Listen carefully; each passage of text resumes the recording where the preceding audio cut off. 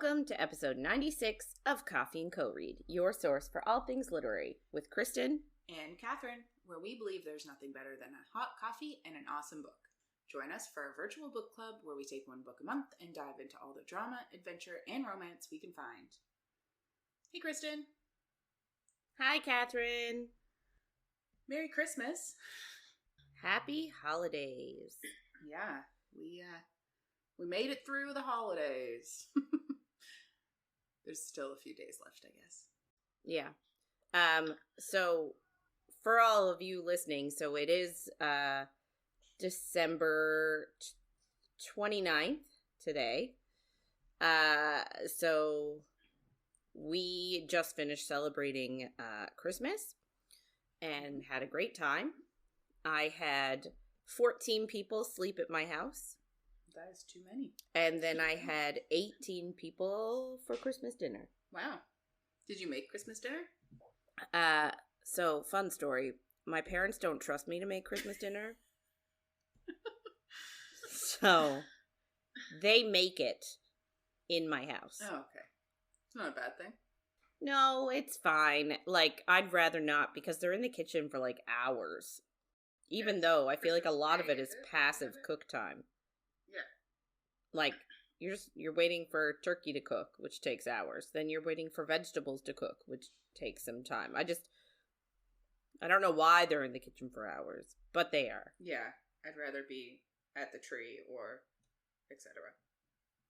Yeah. Well, I got to sit and I'm gonna say, like, play with my presents. Yeah. Like, investigate my presents, and that was fun. And then when it was all over, I cleaned up. So nice. How early did your kids get up?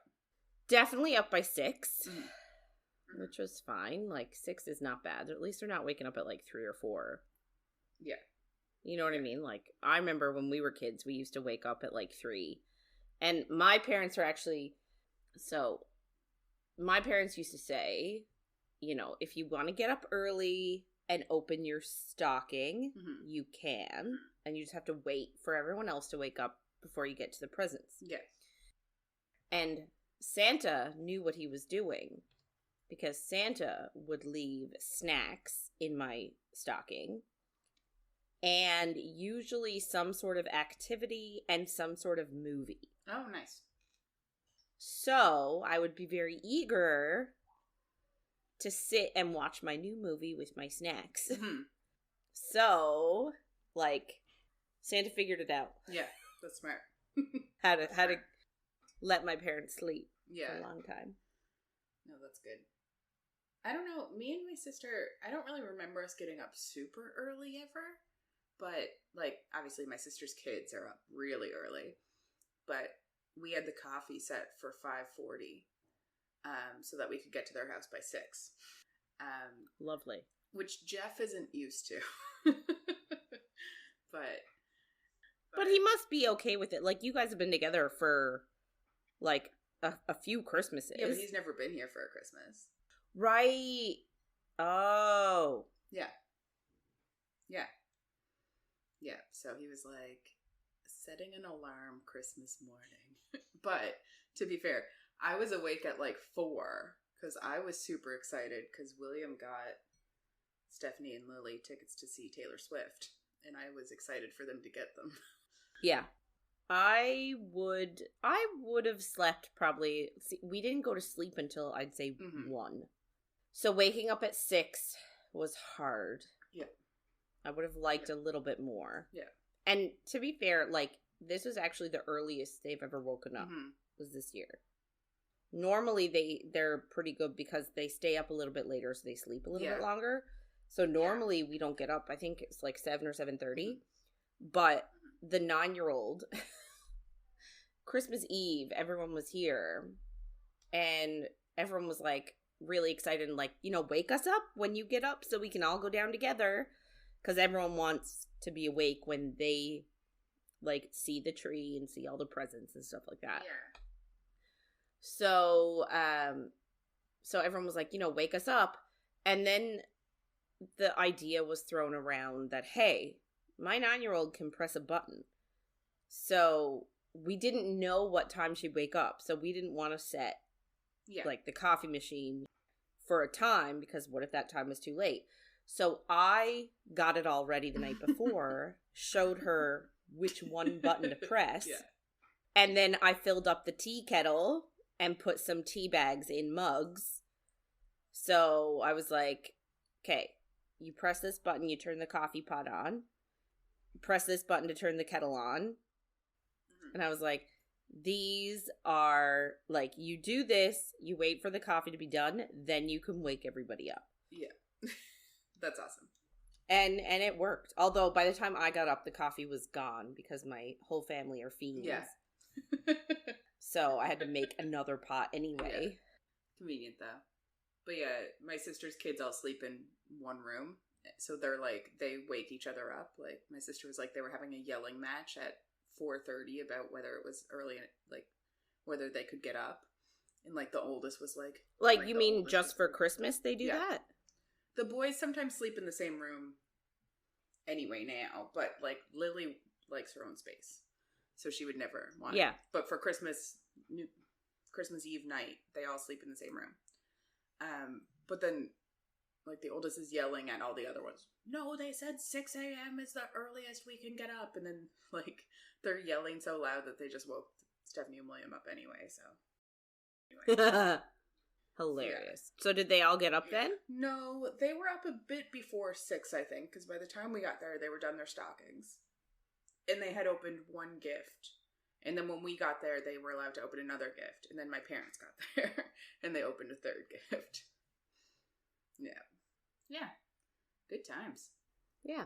I was excited because my mom got me an ottoman to complete my book nook. I love it. So I've been like steadily working on it for about 6 months. So over the summer I got my bookshelves, I got my chair, and then I think I got a rug. But I needed like another shelf, and then I needed an ottoman, and I needed a side table. So I've been like slowly looking for all that stuff and ordering it.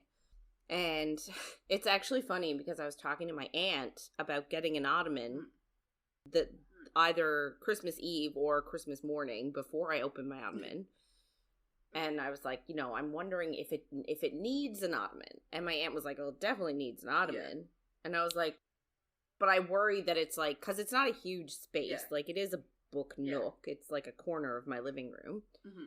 And I was like, it's not a ton of, like, you know, it's not a ton of space. So, like, would that piece of furniture, like, would it look too cluttered then? Yeah. She was like, no, I think it'll be fine. Anyway, I don't know if she knew at that moment that my mom had me an ottoman. But it was just, anyway. Yeah. Very convenient. That's awesome. I can't wait to see it.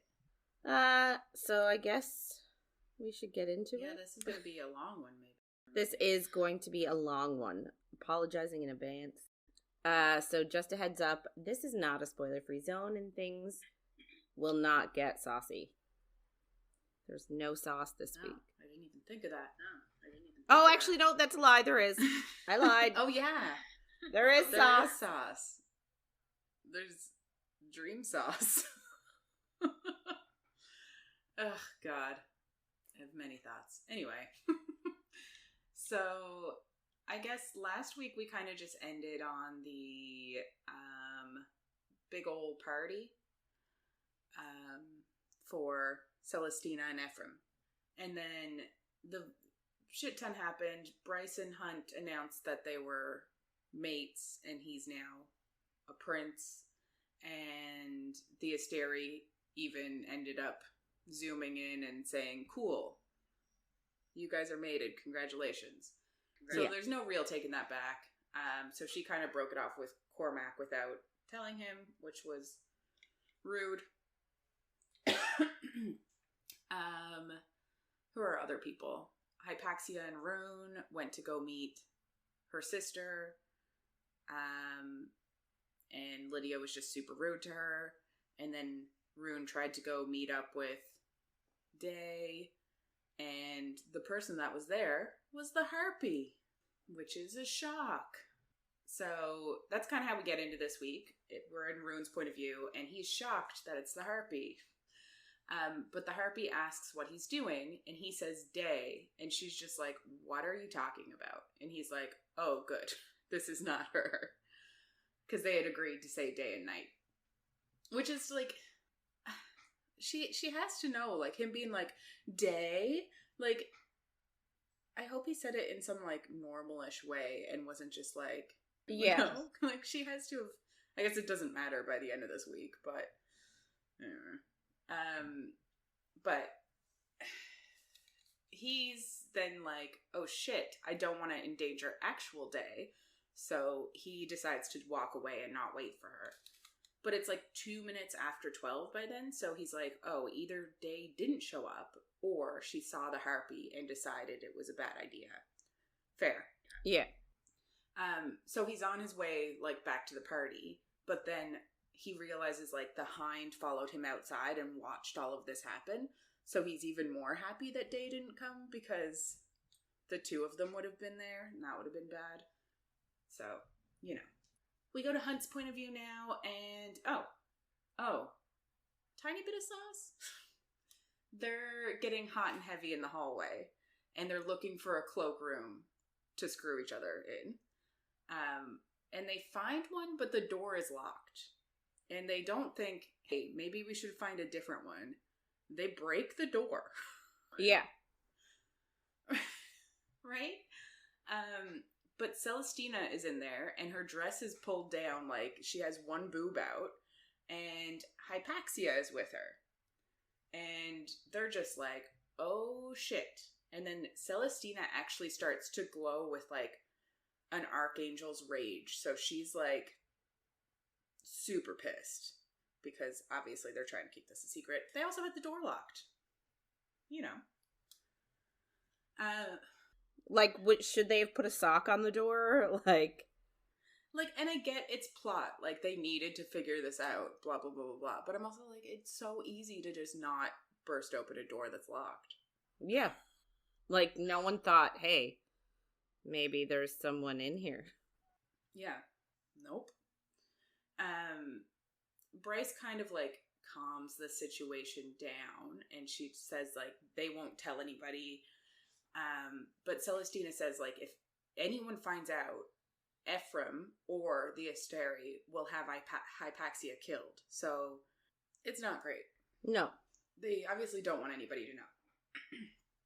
And Bryce kind of says, like, the Asteri are likely eventually going to kill her, too.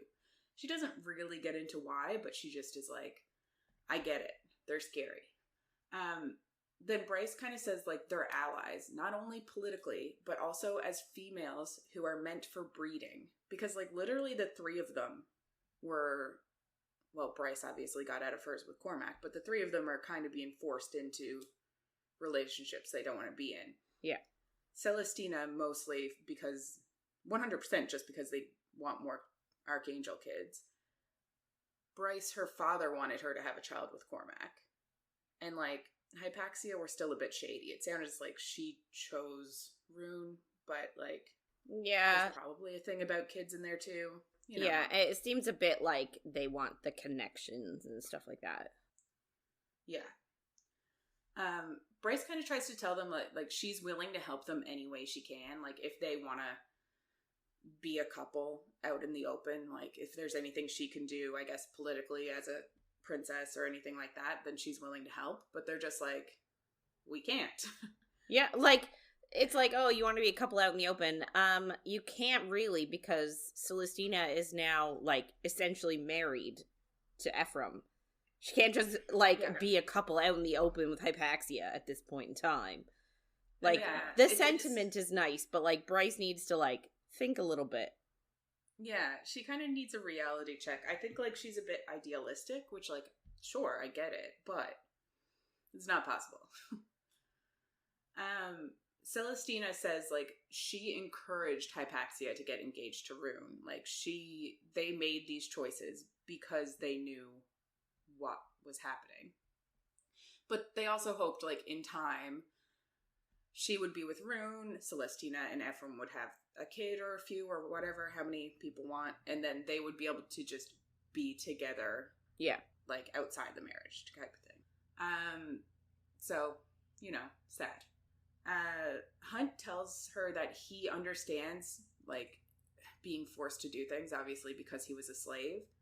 And Celestina says there's little difference between being a governor and a slave, which I didn't like that comparison. I'm like, there's a bit of a difference. Like, sure, I get, like, she doesn't have a choice in her marriage now. That is awful. But, like, him being a slave was much different than being a governor. Like, him being a slave, he was, like, tortured, and it was really fucking bad for him. I was like, this seems kind of tone deaf of Celestina. Yeah. But, so Bryce and Hypaxia kind of walk out just so that Hunt and Celestina can have a bit of a moment, because she's still kind of pissed that they know. But Celestina asks about him being a prince now, and he says he guesses being a prince is close to being a slave too, because I guess, like, relating everything. Yeah. And I guess, like, he has to conform to certain rules and regulations, and he can't do what he wants anymore. Yeah.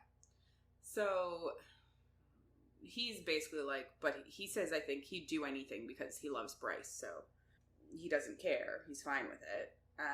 And she tells him that love is a curse.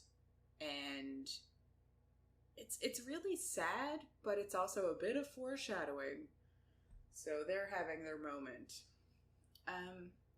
We go to Therion's point of view, and he is at the party with the River Queen's daughter, and he is bored and impatient. And, like, I don't understand why he's being such a dick.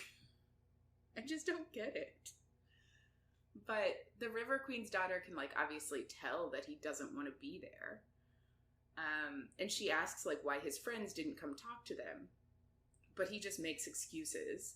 And he does kind of start to feel a bit bad for her. So he tells her to, like, have a dance with her guard. And her guard looks super happy about it. And she's happy about it. And I'm like, are they secretly in love or something? Kind of seems like it. Yeah. But then he goes to the bar and he hits on a leopard shifter. And then that's where we leave him. And, like, he's super flirty, but I don't think he's had sex with anyone other than the River Queen's daughter up to this point. Not as far as we've seen. Yeah. We go to Ethan's point of view now, and him and Hypaxia are outside away from the party, and she's trying to summon Connor because this was their deal. So she has 7 candles that make a 6-pointed star, and between them, there's a symbol of balance. So it's like 2 triangles, and she says, like, they're opposites, male, female, dark, light, above, below, and the center is, like, the balance of it all, and there's a candle in there, and that's where the power is. So she tells him to, like, stay on this side of the candles no matter what, because obviously magic. So then that's just a little tidbit. And we go to Roan's point of view. And he is talking to Day, and she is on, they're in their heads. But he rushes to her, and he apologizes for endangering her, but she says she saw him. And she knows who he is now, but he doesn't know who she is. She ends up calling him by name, and he loves it. And he asks to meet her, but she says, like, they could die. And he tells her he thought she was the harpy and panicked. So she's like, didn't you say that you didn't have any expectations of who I was? Like, would it be so bad if I was the harpy? Because, like, obviously who she is. Maybe he'll react the same. But he just says he doesn't have expectations. He just doesn't want her to be the harpy. And you're like, that is an expectation, yeah. That's the definition of an expectation. She ends up saying, yeah, but you're a fey prince.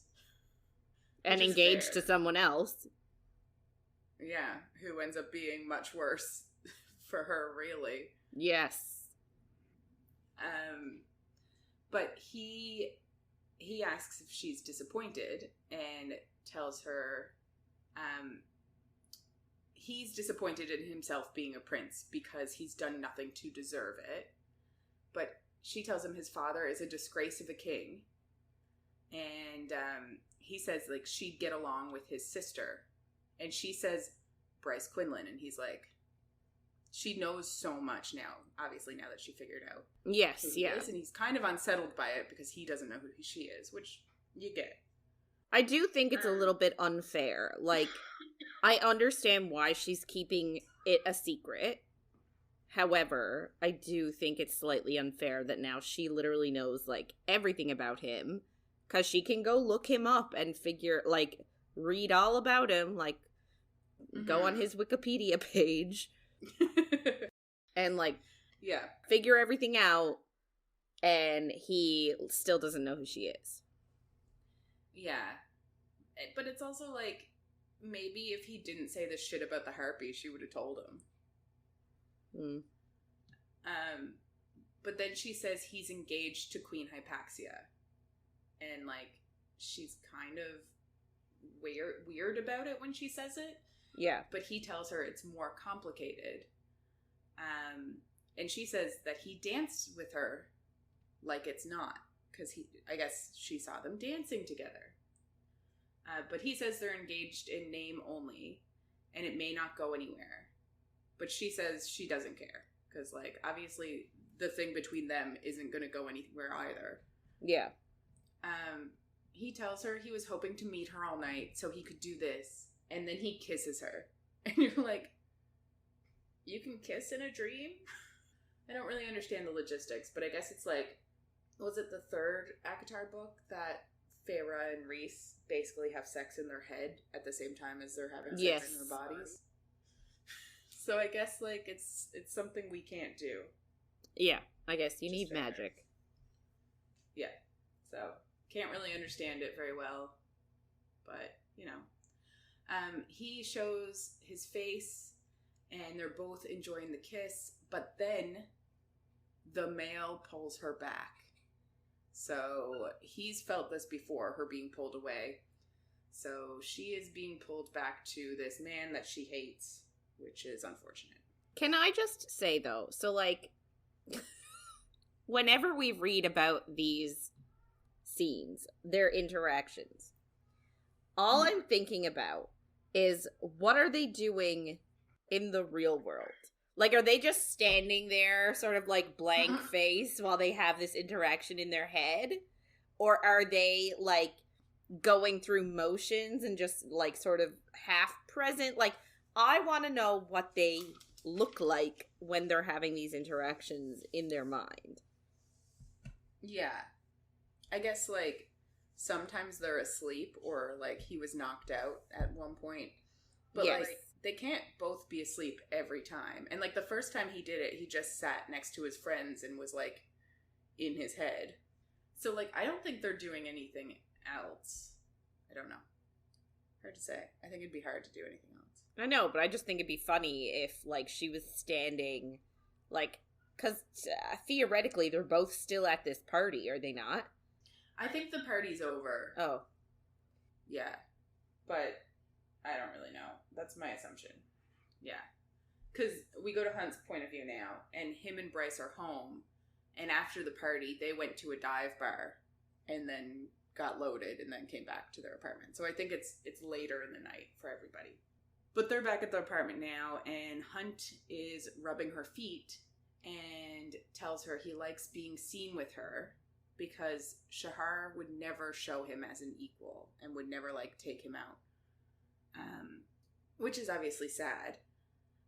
But he says, like, she had to play by the rules of, like, obviously somebody in her position couldn't be with somebody lowly like Hunt.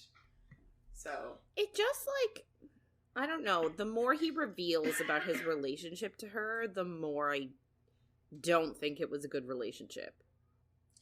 It seems like she was just using him for his power. Oh, yeah, both. But I think, like, she wanted him to follow her and be on her side, so she was like, I'll just say I love him, so that he fights in this army. So he kisses her foot, and he says it's like they're married now. But before we get into this part, A lot of people talk about Hunt having a foot fetish. Do they?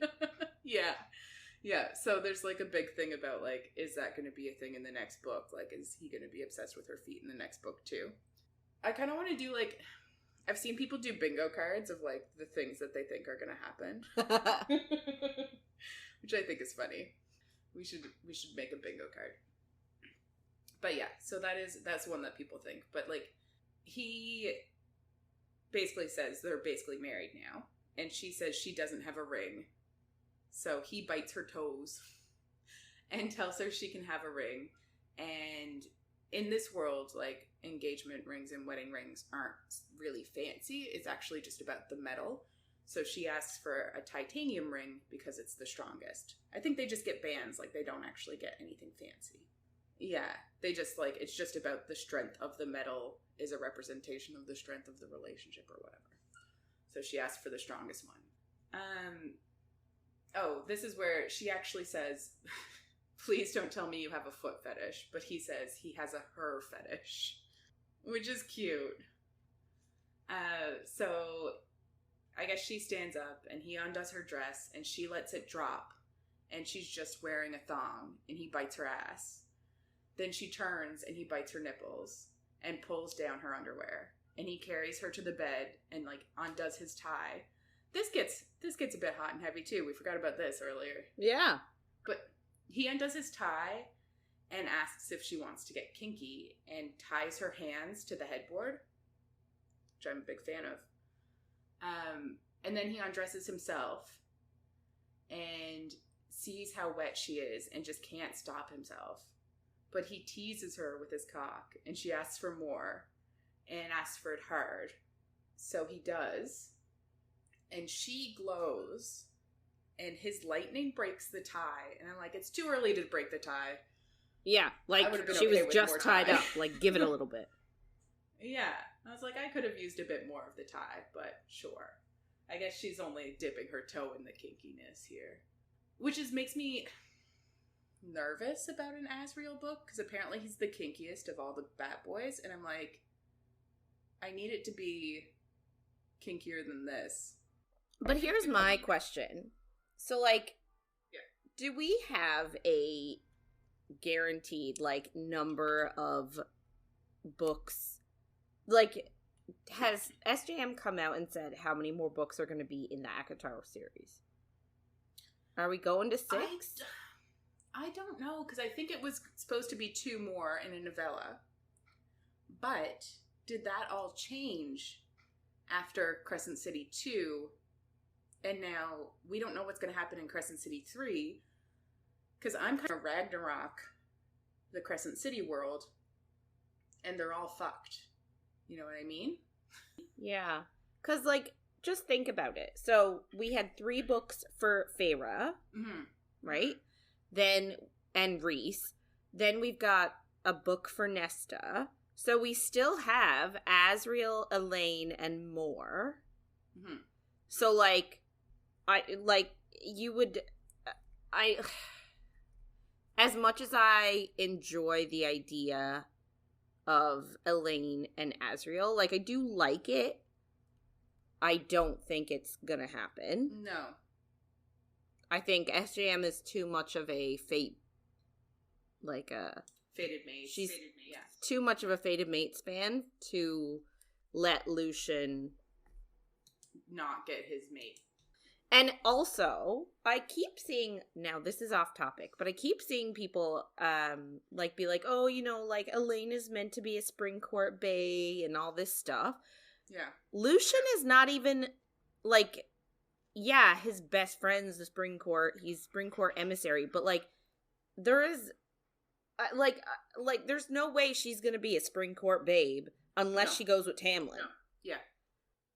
Hellion, Lucian is Hellion's child, so he is the future High Lord of the Day Court. So, like, if him and Elaine get together, she's not gonna be a spring court babe. She's gonna be a day court babe. But, like, day is more flowery to me than spring anyway. But I know part of that is just how shitty spring is here. Because day is still a solar court. 4 seasons It's a solar core, so they still have all 4 seasons. Mm-hmm. Same as night and the dawn court. Yeah.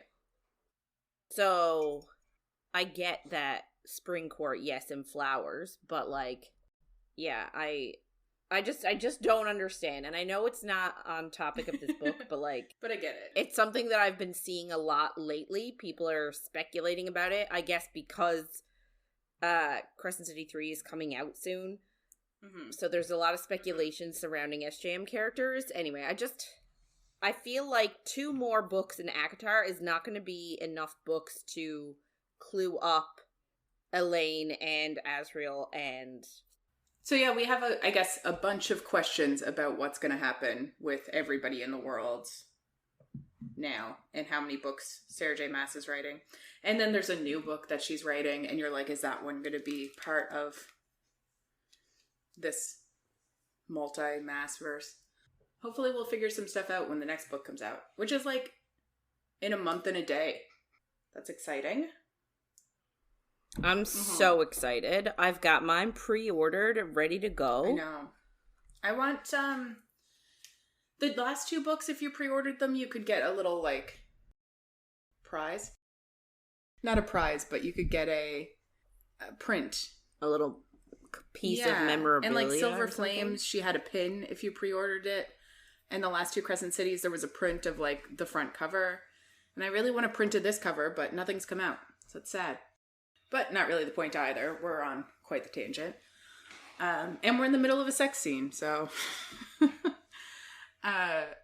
Hunt lets himself go, and his thunder flares.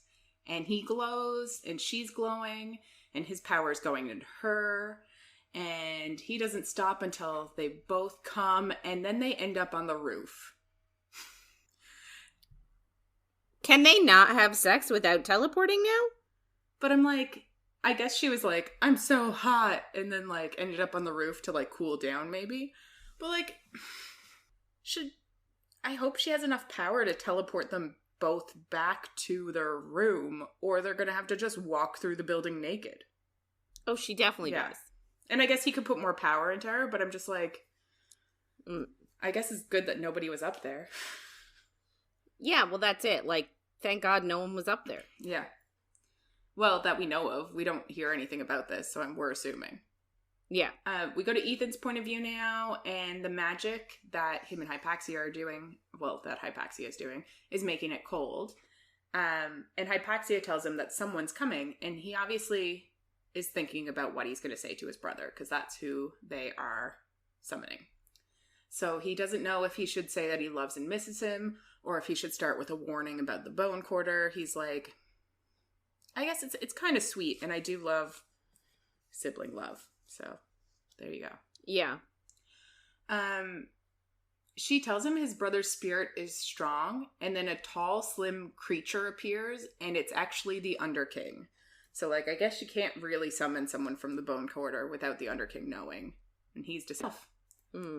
He calls them young fools, but says he can't harm them here. And Ethan just says he's looking for his brother. And the Underking says he's well cared for, depending on what Ethan does. So, obviously, he's threatening him. And then he says that they'll play a game, and the House of Flame and Shadows wonders about Hypaxia's powers. Which I didn't really remember from the last book, but obviously, like, her father is from the House of Flame and Shadows because he's a necromancer. I wonder if she's going to be even more of a, like, pivotal part of the next book, where she, like, is going to focus on her at all because she's part. So they're clearly in danger here, but we just pop on over to Bryce's point of view. And she knows that she's asleep, but she's also talking to Apollyon. And he's appeared in her dreams. And he says he's here while Adis is busy raising Hell's armies. And she asks him not to invade Midgard. And he says it's good that she doesn't trust them. It was Thea's downfall. So Thea is the Starborn that died ages ago. Yes. But he also tells her that Adis actually was in love with Thea. and they were allies against the Asteri.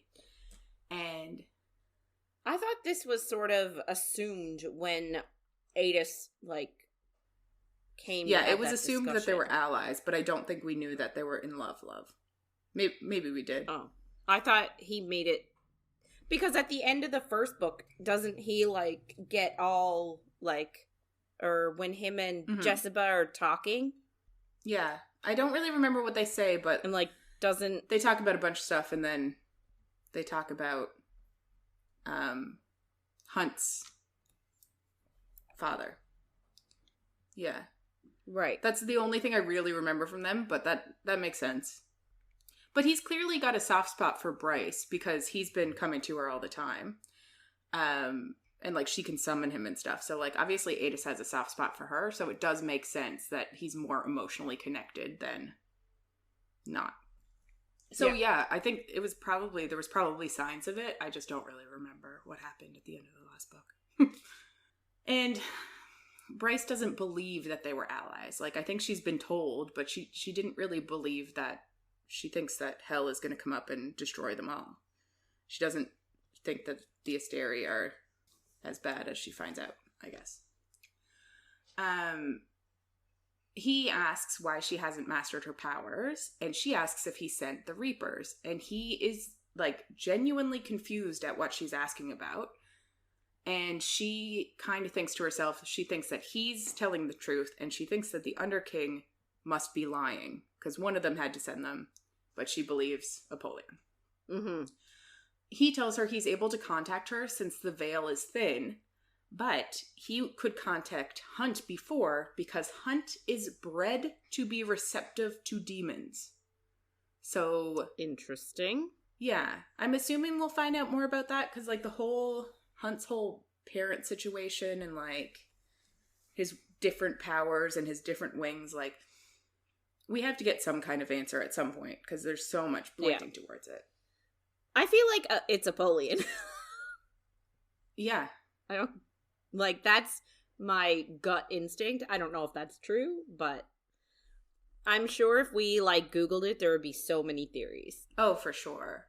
But there's something about Jessiba, too, because, like, the Underking knows her by a different name, and, like, who is she actually? And, like, she used to be a witch, and then she defected to House of Flame and Shadow. So you're like, what's going on with her? Plus, she seems like she must be super old, and she has all these things. So, like, there's a bunch of stuff going on, and I don't know. And she knows things. Yeah.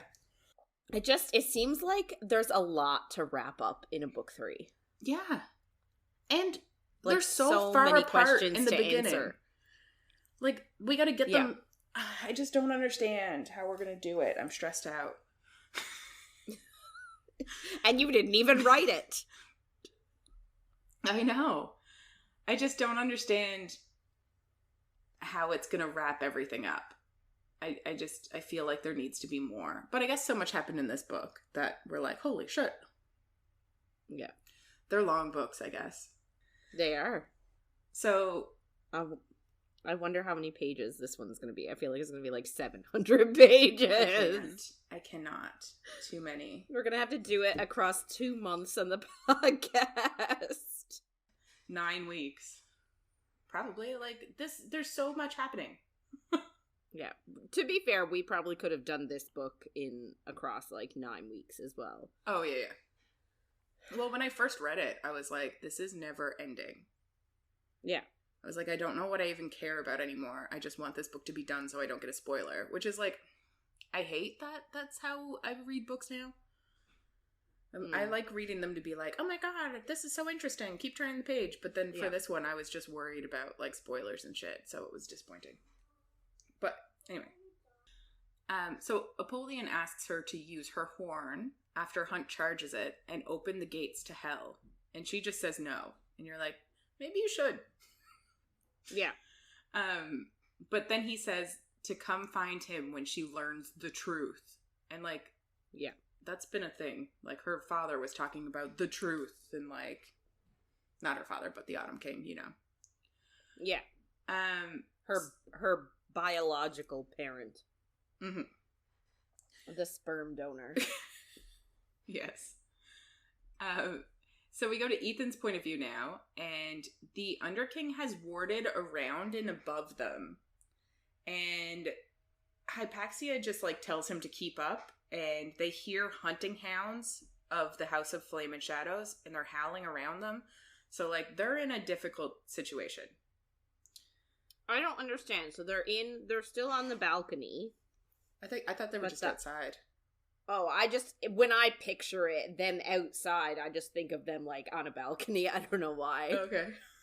So they are outside. It's just, in my brain, it's outside on a balcony. Oh, okay, yeah. Anyway, so they're outside with their little ritual circle. Mm-hmm. And the Underking has put a barrier around them so they can't leave? Yeah. And then he's got hounds around the outside of the barrier? Mm-hmm. Or inside the barrier? I think they're outside the barrier. If they're outside the barrier, what's the problem? I kind of think they can't get out, but I kind of think of it like, I kind of picture it that they're in a giant field when they're doing this ritual. Okay. Okay. And then the Underking kind of, like, put barriers around them, but I pictured it like a maze. Like, he had barriers in, like, there's, like, a spot to get out of this one, but then you're in another one. Oh, okay. But I don't know if that's the case. That's just what my brain decided. And we don't really get any more than this. And, like, I guess the Underking is part of the House of Shadow and Flame? Is he? Isn't he the ruler? Like, the leader of that? He is? I think. Okay. That would make sense. Because the whole point is this House of Flame and Shadow is trying to test Hypaxia. And you're like, why? Yeah. I'm sure that'll come up in the next book, but it just confuses me. But anyway, they're in a bad situation, wherever they are. Time and space, place. Maybe they're on a balcony in the middle of a field. But we go over to Bryce's point of view, and it's the next day, and her, Hunt, Rune, Declan, Therian, and Cormac are at the Auxiliary Training Center. And she's telling them about Apollyon's claims that Thea sided with Hel during the war, so Hel is currently rallying to help them, basically. Yeah. Bryce is actually training. She's practicing winnowing, and Hunt is charging her up. And she can winnow a few times, but she ends up slowing down as she goes. She, like, is winnowing wherever she wants, but she's trying to, like, catch people off guard. But she winnows in front of Therian, and he kisses her. But yeah, so by the time she starts slowing down, you can kind of tell where she's going to go, I guess. So they all end up laughing, but Cormac tells her to use less of her power at the beginning to try to save it up so that she doesn't, like, die out so fast. But she says, like, her winnowing and using her magic doesn't work the same as his, but he says his comes from energy too. So, like, his energy isn't somebody giving him energy, but, like, he has to use energy inside of himself, and it depletes as well. So, like, it is kind of similar. Declan says that she is like a gate. She can take power, but she can't store it. So, like, she's not like a gate in that way. Like, she can't, like, take Hunt's power and keep it and, like, gather more and more. Yeah. She kind of, it'll dissipate out of her if she doesn't use it quickly, I assume. Then they ask what would happen if someone blasted power into the horn. And we're like, didn't Napoleon just tell us what would happen? It would open a gate to hell. But also, like, she has the horn tattooed onto her back. So, like, if you're blasting power into her, are you not blasting power into the horn? Like, I don't understand. So, like, are they talking about specifically, like, shooting a bolt of power into the tattoo itself? I feel like if she has power in her, automatically she should be able to use the horn's abilities. Yes. Because, like, I agree. And I know earlier when she took Hypaxia's power, Hypaxia, like, put it right into the star in her chest. And, like, that was a big thing. But, like, when they're having sex, he's not putting it in any one place. No. So, like... Wee! I can't. But yeah. So yeah, I feel like she should be able to direct the power whichever way she wants. She just only knows how to use it for winnowing now. But maybe if they, like, directed it into the horn, it would, like, cause her to be able to feel the horn? I don't know. Can I also just say, though, like, in terms of power, I don't like hers. Yeah. Maybe we haven't really seen, like, everything that she can do with it. Maybe it'll get cool, but for right now, I find her power kind of lame. Yeah. Which is, like... And, like, everyone's talking about how powerful she is and how she just needs to learn to use it. And it's like, is this it? She needs to be powered up to use it. Yeah.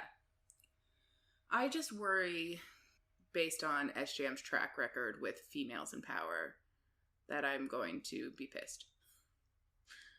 Maybe this just is her power, and no woman is allowed to have enough power without a check on it, because fragile masculinity. Hello, Kale.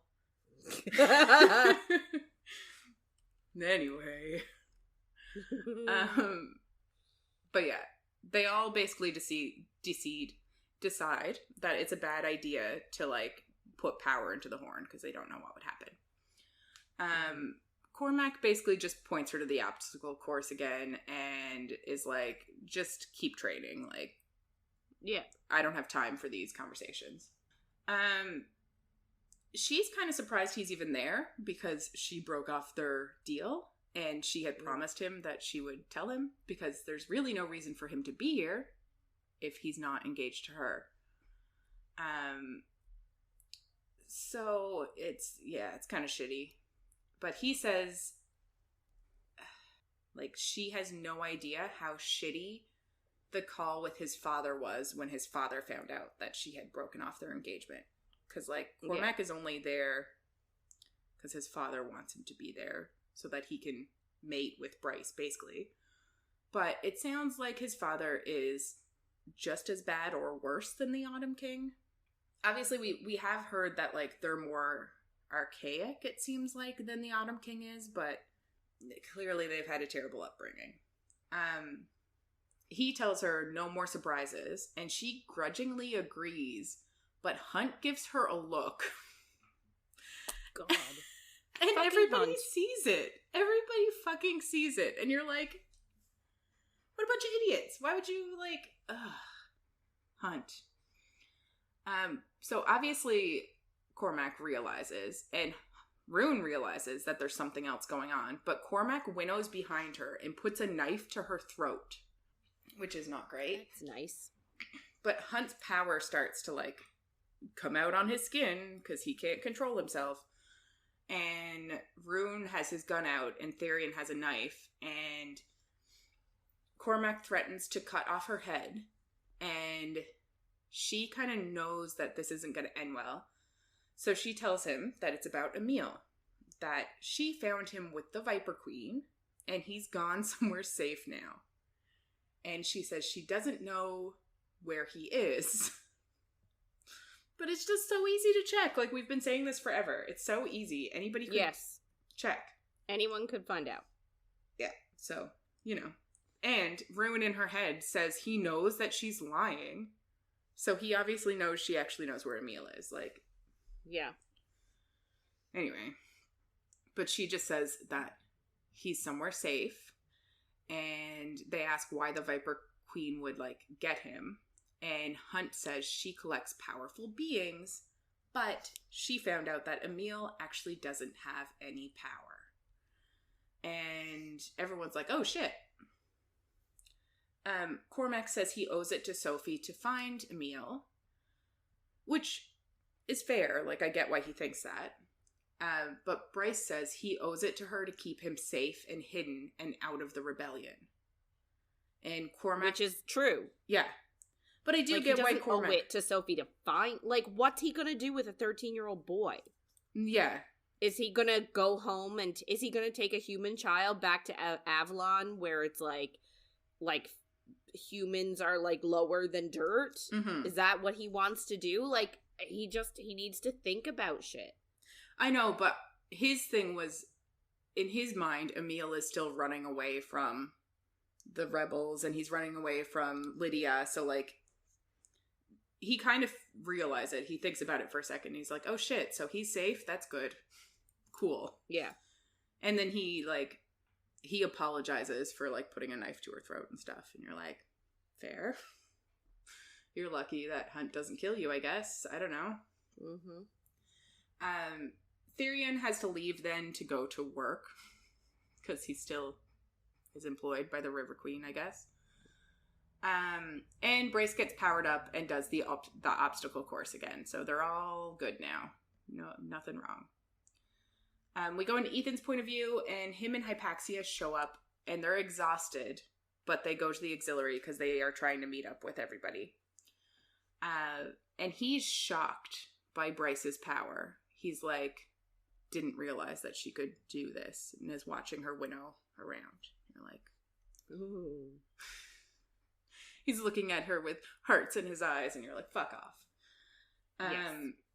But they kind of cut in and they say the Underking held them all night for his amusement, and it took Hypaxia until now to find their way out and not to get ripped to shreds. And the Underking wants to see them at Urd's temple, and if they don't go within an hour, Connor and the pack are going to become second light. So, like, they have to go. We're in Therion's point of view now, and he's in the meat market looking for Emil as a cover. So that's all his queen cares about. He's still like, I'm out here. I'll at least pretend I'm doing something.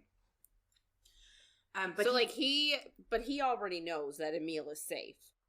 Yeah, so he's just doing it to be like, I'm actually doing my job. I'm not just fucking around, even though he's just fucking around. But he hears somebody mention a dragon, and he thinks, I just don't understand his logic in any of this book, really. But he thinks a dragon would be a good gift for the River Queen if she finds out that he fucked the leopard shifter in the garden last night. And then he thinks about how she had 2 orgasms, and I'm like, I guess he's a good lover. You're so good. Yeah, or she faked it twice, like, I don't know. Equally likely. Right? But he then asks Flynn to come meet him, and they go to meet up with the Viper Queen, and the dragon, Ariadne, is in the Viper Queen's office. And she is just watching TV. But I know, I love it. But the Viper Queen says, like, she won a fight last night, and she has made a bargain with the Queen to work for enough money for her freedom, basically, so that she can buy herself back. Amazing. Therion asks to have a word with the Viper Queen, and she brings him to a room where the Harpy is buying the drug Lightseeker, but he's not allowed to, like, tell on her because of the meat market rules. But it's just like, I just don't know why this is a thing. But Harpy does drugs. Cool. Yeah. So Therion asks the Viper Queen about Ophion and Pippa, but she says if her information isn't free. And she asks him to get his lawyer friends to spew some bullshit to the astronomer to get the dragon to be able to stay with her. And he agrees so that he gets some information. And she says, call your friends. You'll find out what Ophion and Pippa are doing. And you're like, that was a waste of, like, making a promise. Like, that's terrible. Yeah. So he calls them, but they don't answer. And then he goes to get Flynn, and Flynn tells Ariadne that he'll be back for her, and they all leave. And there's kind of a tiny bit of sexual tension between Flynn and Ariadne. I don't know if that's going to go anywhere, but I'm here for it. But, like, she seems quite content to be where she is. Yeah. She asked to be there. Like, she went to the Viper Queen and was like, hey, I don't want to be a slave. I would like to win my way back. Yeah. So. Yeah. So, like, I guess my thing is, like, him being like, I'll be back for you. It's like, she's where she wants to be. Leave her alone. I know. But I do think it's meant to be a sexual tension. Maybe they'll end up together. Or maybe they'll just fuck. Who knows? Maybe it will be nothing and I'm just reading into it. Yeah. So we go to Bryce's point of view now, and she's thinking back to she was apparently at Erd's temple once before, and her and Danica were there to pray to fate to make their destinies epic. And she's like, that's maybe a poor decision now, because their lives are, / have been pretty epic. Yeah. Epic, and epic isn't necessarily what you want. But they're there now, and Hunt, Bryce, Rune, and Hypaxia are the only ones that are supposed to go in to the temple. So they all go in, and the Underking is there, and he's on the throne, and he says that he figured out that the Reapers actually came from the Eternal City, not him or Apollyon. So the Eternal City is where the Asteri live. So that's interesting, and a good tidbit. They chat a bit, and Bryce asks if he knows Jessiba. I think I mentioned this earlier. Sorry. But he says he doesn't, he knows her by a different name. So that is interesting, and we'll probably get more about her in the next book. And he also tells Hypaxia that she did well, and the House of Flame and Shadows will welcome her. So I guess that's going to be important too. So are the witches are not a part of Flame and Shadow. So yeah. I guess I'm wondering, like, so they're saying, oh, Hypaxia will welcome you into Flame and Shadow, but like, and I get why, because her dad is a necromancer and blah blah blah, so like she's earned her place, but is that the best? Like, if she's queen of the witches are not going to be happy if she is a member of Flame and Shadow. No, definitely not. I'm assuming. They already are, like, well, her mother's coven are already, like, kind of against her anyway. But, like, I guess if she were to get kicked out as the queen, because they're a bit iffy about her being the queen now, at least she has a spot in Flame and Shadows. Which is kind of what happened to Jessica. Right. She was Earth and Blood, and then she became Flame and Shadow. Yes. So we could get another one of those, maybe. So, like, why is he being so helpful now? Like, he tried to attack Bryce and Hunt and tried to kill them, and now he's, like, just freely giving them information? Well, he's stalling. This is another one of those stalling moments. Right. But Bryce asks about the numbers on Sophie's arm and if he knows anything about them, but he doesn't. And he says they should ask them, and like dramatically points behind everyone. And Pippa and the Lightfall soldiers are coming in. So it was a trap. Rune closes the door between them, and Pippa yells that she'll show them what they do to people who turn on them. And then Hypaxia obviously realizes that they were working with the rebels. So you're like, "Ee." The Underking then tells them like why he's done this, because you're like, what? Why would he align with the rebels? But he says that war means death, and death means souls, and souls means more second light. And apparently Pippa, Commander Spetsos, came to him, and he says this is mutually beneficial for them because it's getting rid of Bryce and Hunt, and that's what Pippa wants too. So, yeah, good times. So Bryce asks Hunt to power her up, and then she winnows away to get reinforcements. Hypaxia says that there has to be an exit because all temples have like a secondary exit. But Bryce comes back and says help is coming. And Hunt tells her she should teleport Hypaxia out. So she does that, and then she comes back and she takes Rune out. And then she comes back to Hunt, but she is exhausted and cannot winnow again. Of course not. And the door breaks up. I know. And the door breaks open and bullets are flying. But then Pollux and Murdoch are behind the rebels and start attacking them. And they can see, like, the Hind is standing in the distance, just, like, kind of watching it. So you're like, those are the reinforcements. And she says she went to a gate to broadcast that Ophion is sacking the temple, and she used like a voice modulator on her phone so that no one would recognize her. So now they're in the situation again where like Hunt can't use his lightning or everyone will know that he was in there being attacked by the rebels. And you're like, this is another situation where it's like, you're allowed to be in a temple? Like, I don't know. I guess, like, is it, well, why were they attacking you? Like, why do they care about you? Yeah, but you could be like, we were just in the temple. Yeah. I don't know. But then a giant black dog shows up from behind the throne, and he's found the second exit. So Hunt carries Bryce through the door because she is exhausted, and then Baxian shuts the door behind them, and he shapeshifts back into himself. He tells them that he heard Pollux was coming here, and he looked into where the door was so that he could figure out, because he knew it was probably them stuck there. Hilarious. Yeah. He asks if Pippa died, but they all just kind of assume that she ran and let her people die. Like, she got away. Yeah. They didn't see her dead, so she's probably still alive.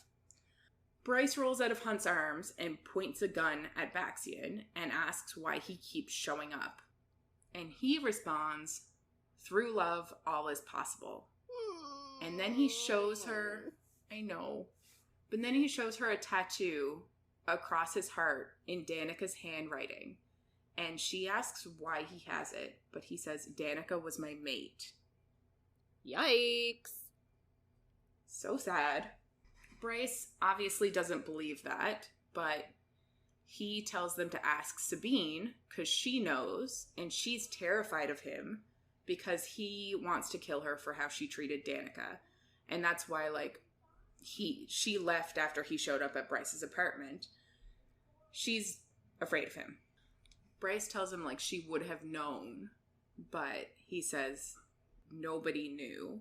He was in Sandriel's Triari, so they couldn't really tell anybody. But he says he met her 2 years before she died, right after Hunt left, which is why Hunt didn't realize that he's different now and a better man.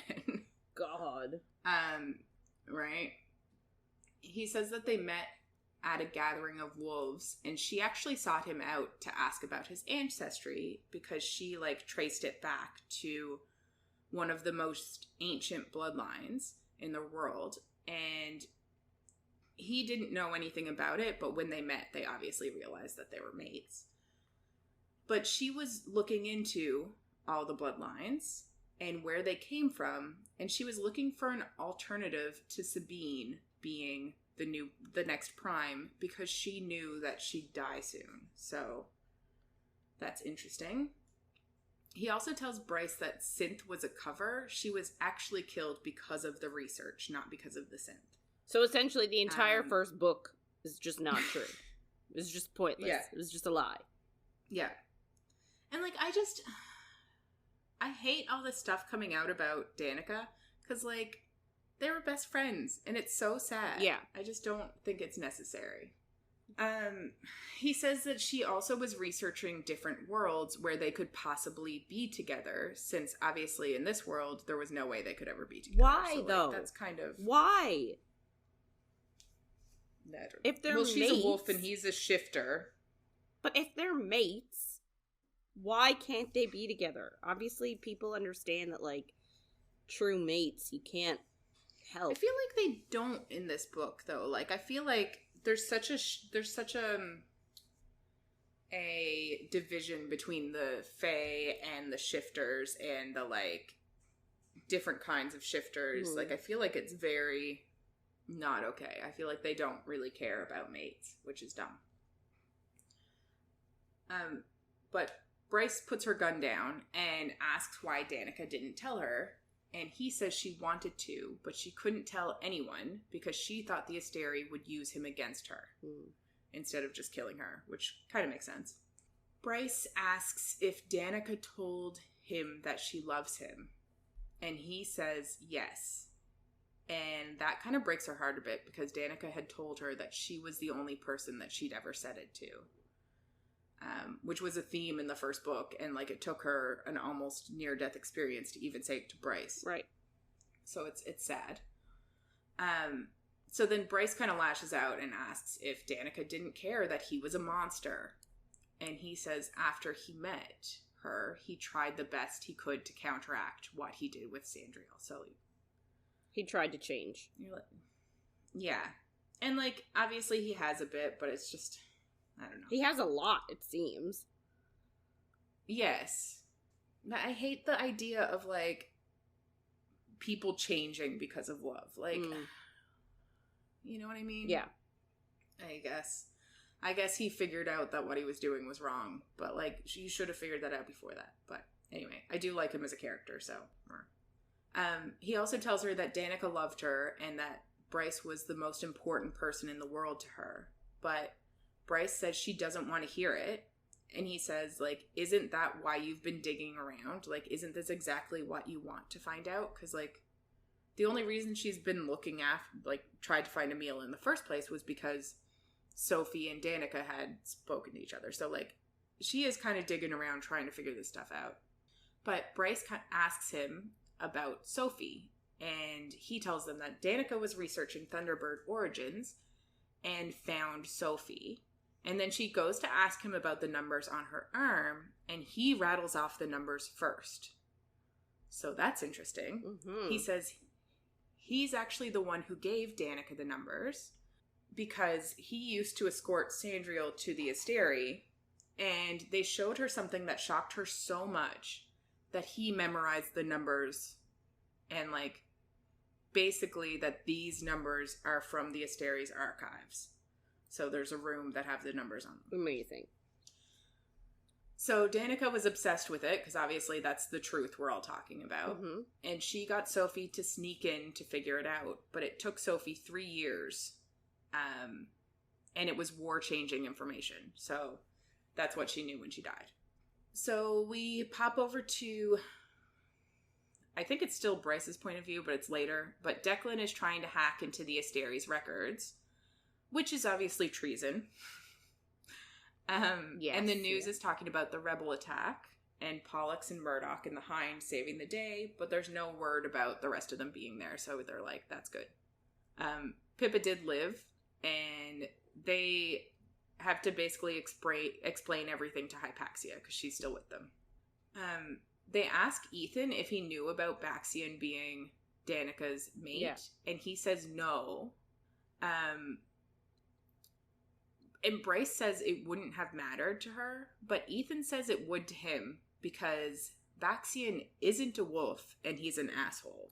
Yikes. And you're like, this is why she didn't tell anybody. Yeah.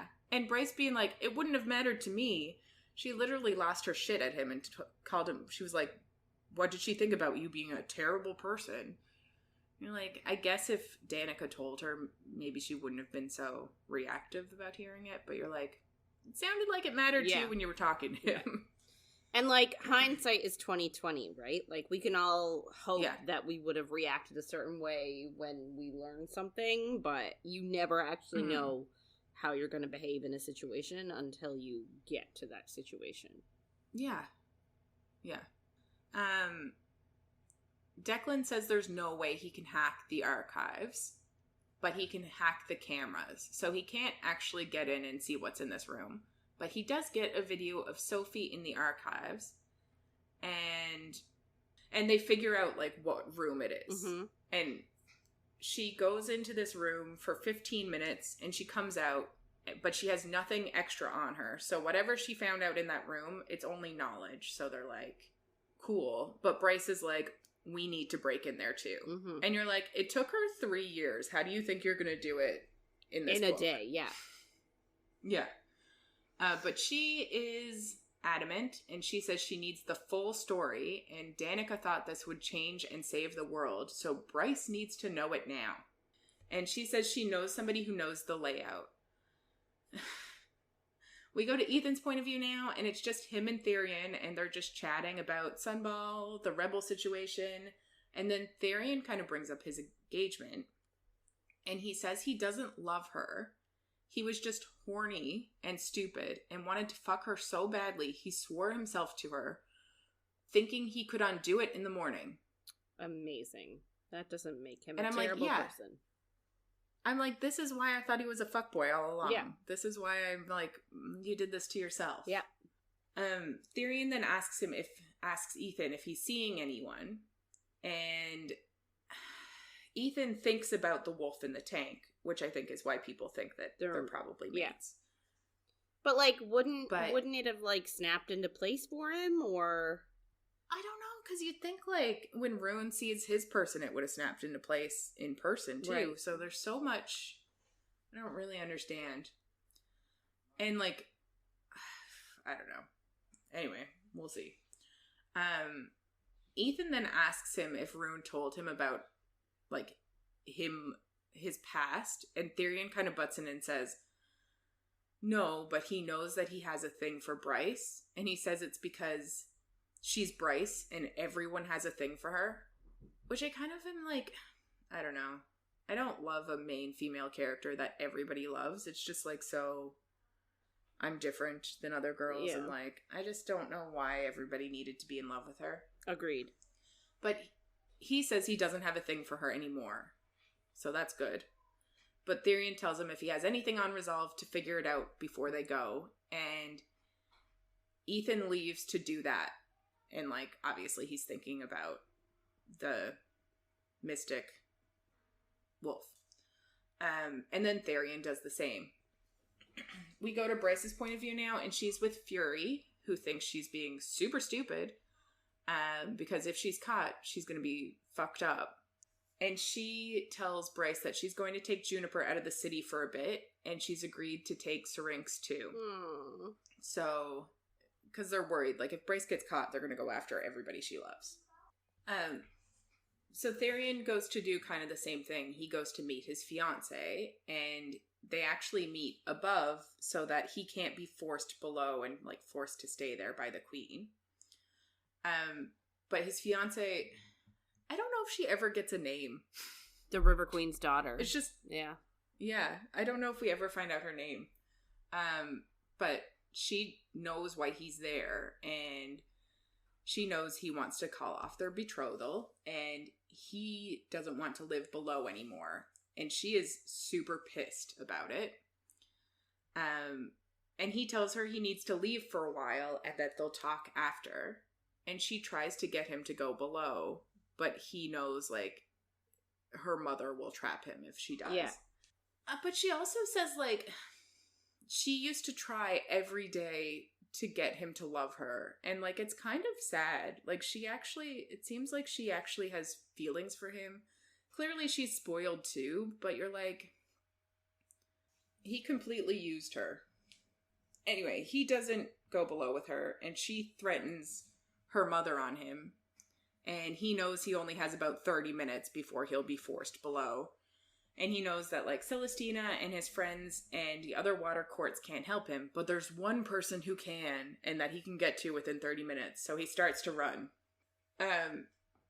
Ethan and Hypaxia are waiting to see the Prime, and he needed her to get an audience with him because he's obviously in the bad books with the wolves at the moment. Mm-hmm. So he goes in and to talk to the Prime, and Sabine is there, and he tells them that one of the mystics is an alpha wolf, and Sabine just says, like, she doesn't care, and the Prime doesn't say anything. But he's just like, cool, I told someone, that's all I can really do. And he goes to walk out, and Sabine leaves after him. But then the Prime comes out to ask what the mystic looked like, and if her scent was like snow and embers. And he says, Sabine isn't the only Fendir ear. So this other wolf is also a Fendir. It's the, like, alternative to Sabine that Danica was looking for. Right. So that's interesting. Right. So, running back into Therian's point of view, so he's trying to stop being forced to go underwater because he knows then he'll never be allowed above again, and he'll have to start pumping out airs with this, like, River Queen's daughter girl. And he runs, actually, to the Viper Queen's office, where Ariadne is now reading a book.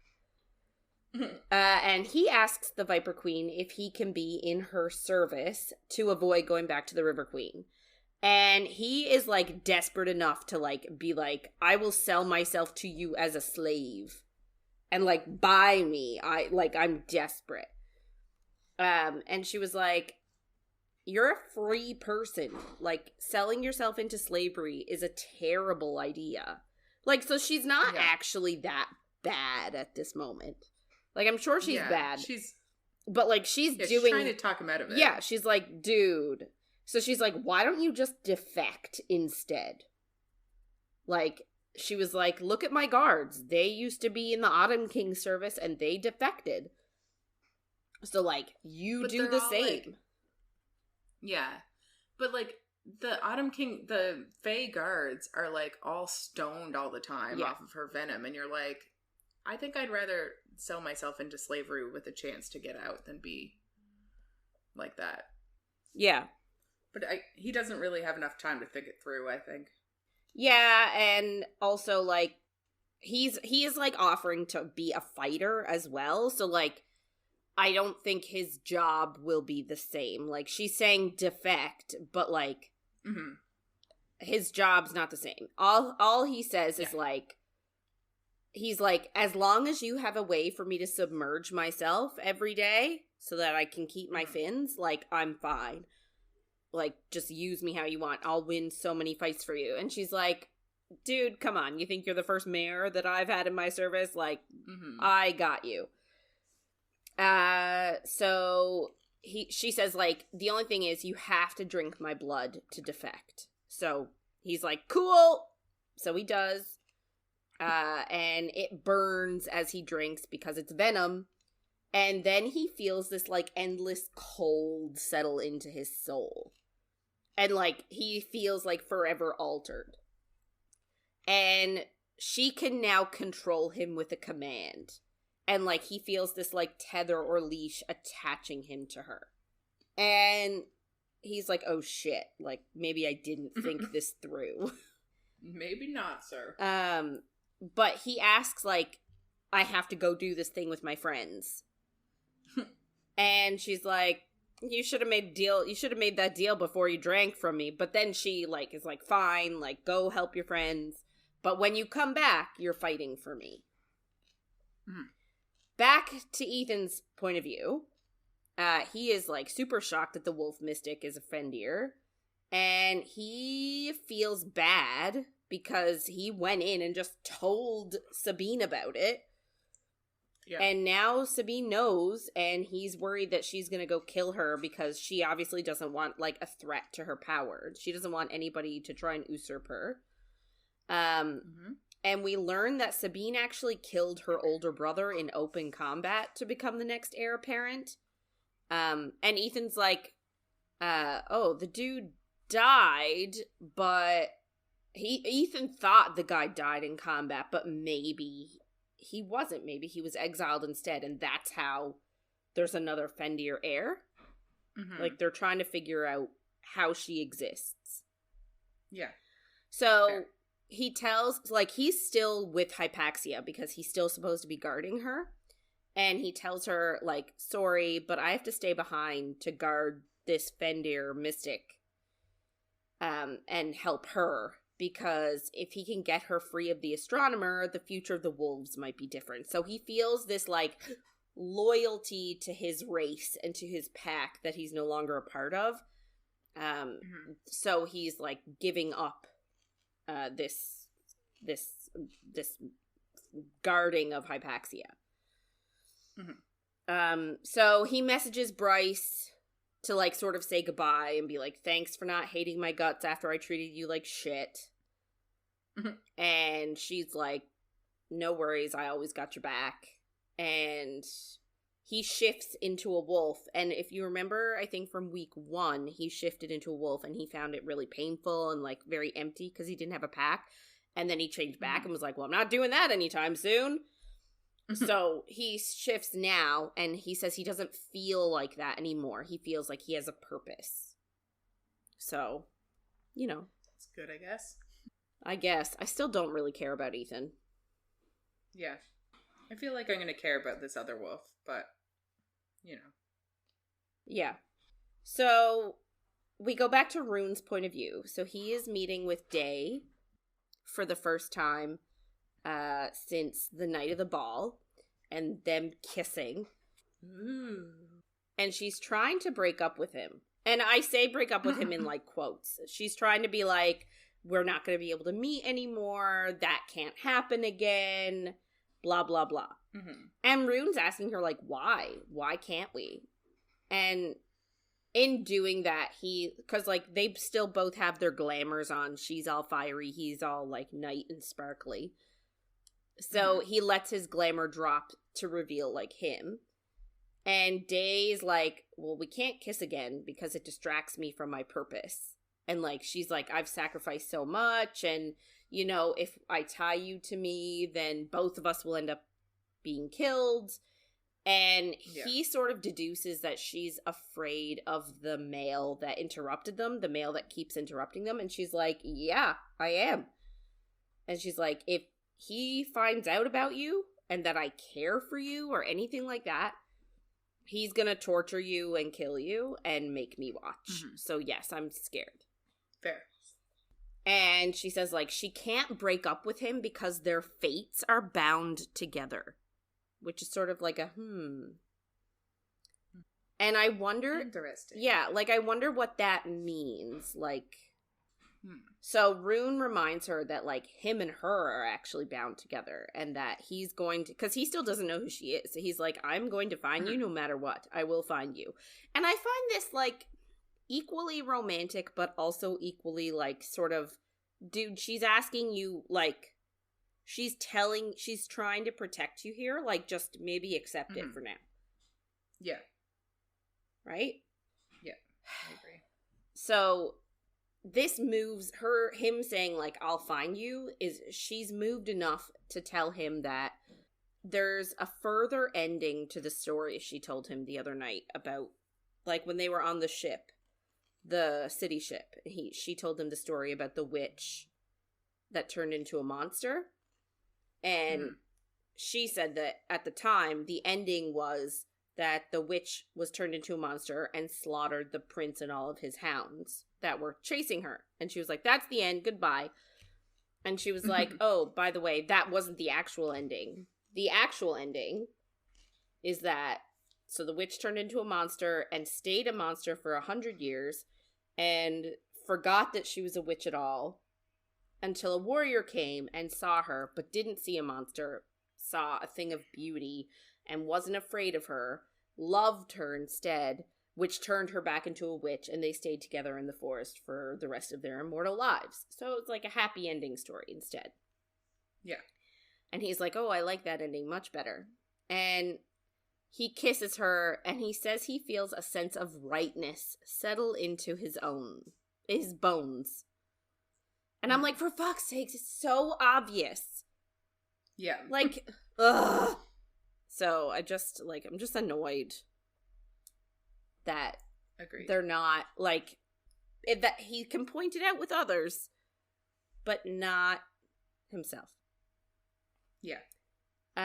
Anyway, so she's kissing him back, and suddenly, like, his clothes are just gone, like, all of them. And he's like, he couldn't tell if he just willed them away or if they just disappeared naturally. Like, he has no idea he didn't consciously be like, I'm gonna take my clothes off now. All of a sudden his clothes were just gone. Fair. I guess. Anyway. So, like, he's like, do you want to do this? Like, he does ask, and she's like, yes, I do. So he brings her to the fainting couch, and he wants to see her face, and she's like, no. Like, no way. Yeah. So he's like, okay, fine.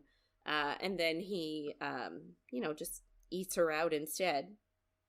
And, like, he tastes her, and he thinks that he has this, like, primal need to be in her. But, like, he doesn't, like, he wants it to be good for her, I guess. So he's like, well, I can't just, like, do it now. So he's, like, jacking himself off while licking her out, I guess, to, like, satisfy his urges. And, like, she frees her whole body of flames, but her face still flamey. Yeah. And, like, she really wants penetration, so she's like, come on. Yeah. And he was like, but I can't go slow. And she's like, good, I don't want it slow. Anyway, that's fun for them, I guess. So they both come. I can't go slow. Yeah, like he can't contain it. So they both come like several times. Apparently, it's like they can't come down. Like one orgasm finishes and another one just immediately starts up again. Yeah. And they're literally just lying there, like after having this like mind blowing sex in their brains because it wasn't real. So like, I'm assuming she can't get pregnant from that.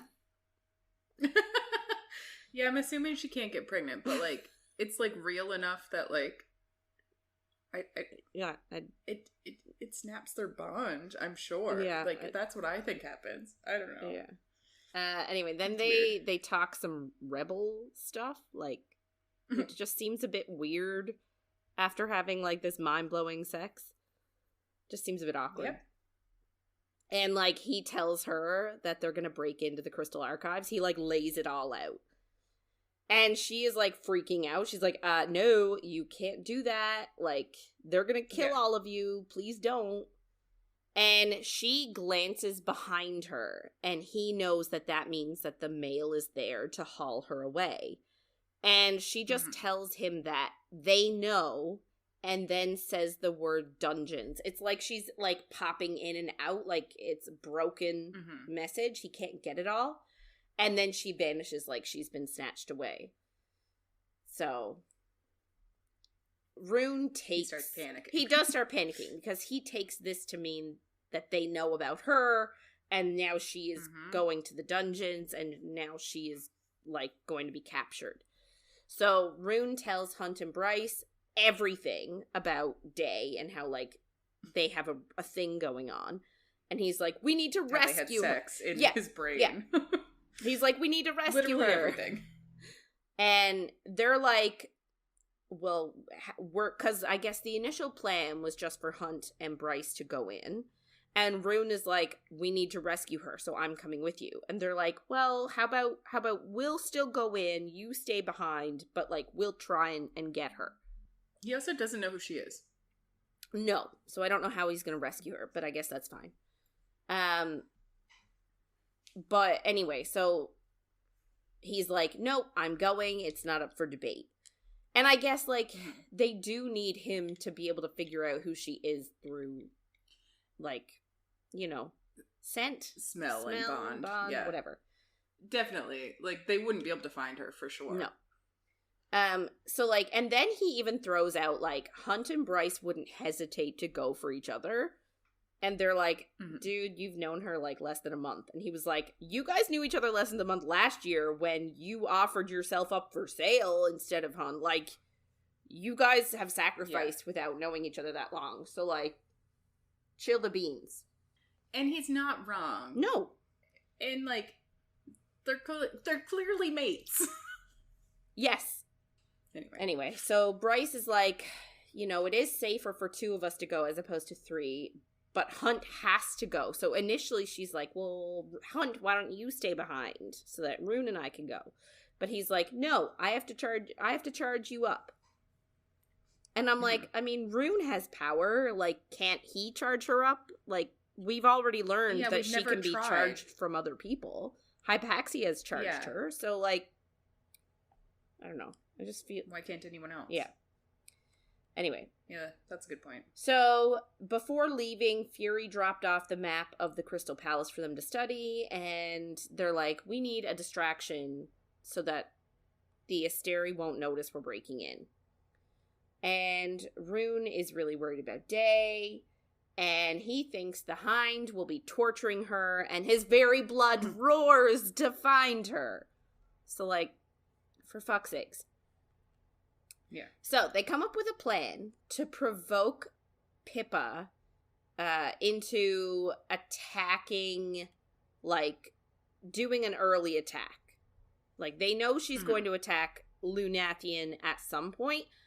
They're like, let's provoke her into attacking early to give a good distraction. So they call Cormac. He shows up with Therian. And Cormac is like, oh, well, Pippa's actually planning a raid on a lab where they make the mech suits for the veneer. So they're like, well, let's infiltrate the lab and get Pippa to come there and then lure a pack of Dreadwolves there and then blow up the lab. So, like, there's going to be distractions galore. Yeah. And I guess that night, Bryce has, like, a little bit of a crisis, like, in her room. She's looking at a picture of her and Danica and Juniper and Fury. And she, like, feels like she doesn't know who she is. Because, like, she thought she knew who she was, but then she's looking at that picture and she's like, Danica had a million secrets. Fury, like, was Fury and always has secrets. Juniper was in love with Fury, but, like, wasn't, like, so she had secrets. But, like, Bryce thought that the four of them were just fine. So, like, she's having a little bit of a crisis because she's like, everything I thought I knew was a lie. Like, everybody was hiding things, and I didn't think anybody... I thought we didn't have any secrets. Yeah. And, like, she's also caught up in, like, what the future's gonna hold. Like, what are they gonna do with this information that they're going to get? Like, why bother going to get this information? Like, are they planning to overthrow the Asteri when they get this information? Are they gonna have to rebuild the government? Is there gonna be another war? Mm-hmm. Like, she's just caught up in it all. Mm-hmm. And Hunt, like, comes into the room and she, like, voices those concerns. And he's like, don't worry about that yet. Just focus on getting the intel first. And we'll figure the rest out after. Which is a terrible plan. Yeah. And so, like, they're both scared and they admit to each other that they're scared. But they're like, we'll go into the fire together. So the plan is that Declan's going to hack into the security cameras at the palace and change the ones that they need changed to make it so that they're not there. Yeah. But it means that they have to stick to their specific route and only go where Declan knows they're going to go. They can't change up their route. Mm-hmm. Because he wants to make as little impact as possible. So he only wants to change the cameras they absolutely need changed. Yeah. So Bryce calls Juniper then to say goodbye, and she apologizes for everything, and that Juniper has been her rock for such a long time, and she should have been that for her and just listened, and, like, essentially she was right about everything, and makes this, like, heartfelt message goodbye.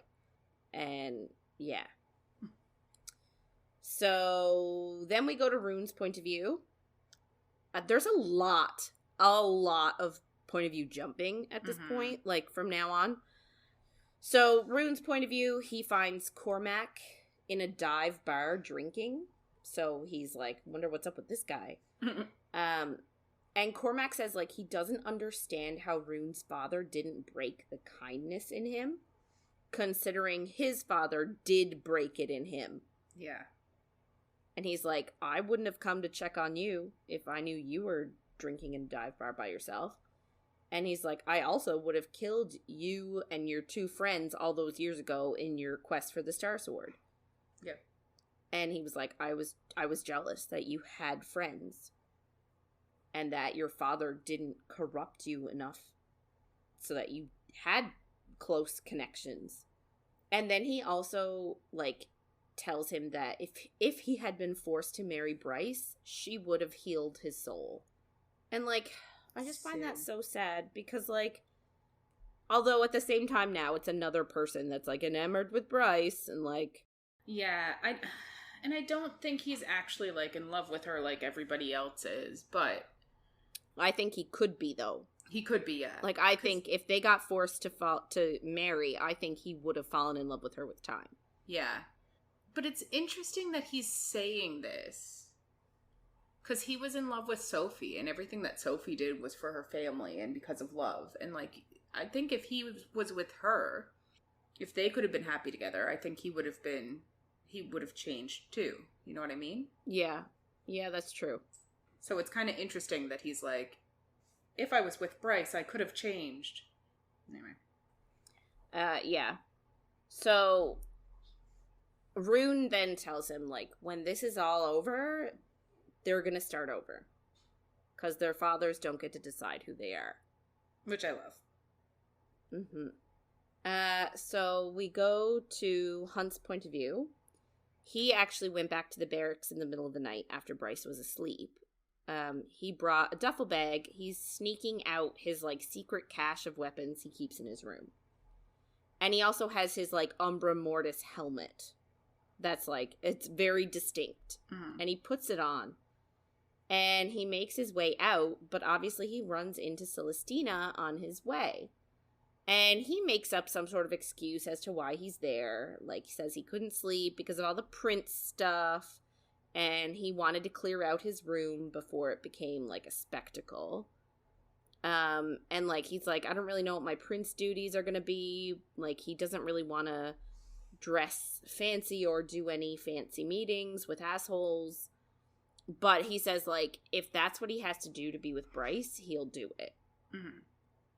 And Celestina's like, well, count me as one of your friends, like, if you ever need anything. And initially he was worried that she wasn't going to let him leave because she was, like, blocking his exit. Mm-hmm. But then she moves out of the way and lets him go. Kind of makes you wonder if she's having, like, a change of heart in that moment and being like, don't. If she's thinking in her head, like, maybe she should say, don't do this. You know what I mean? But, like, she doesn't know what they're doing. But it comes out that she's telling the estate. Yes. Yeah. Yes, but I mean... She knows it's a trap, though. Yes, you're right. So it kind of makes you think, like, she's blocking his way. You're kind of like, is she having a crisis and being like, I should tell them that they're walking into a trap? Well, so this is the thing, too, is, like, back to what she said earlier about how, like, being a governor is the same as being a slave. Like, She doesn't have an option, right? Like, so maybe it's not just about having to mate with Ephraim.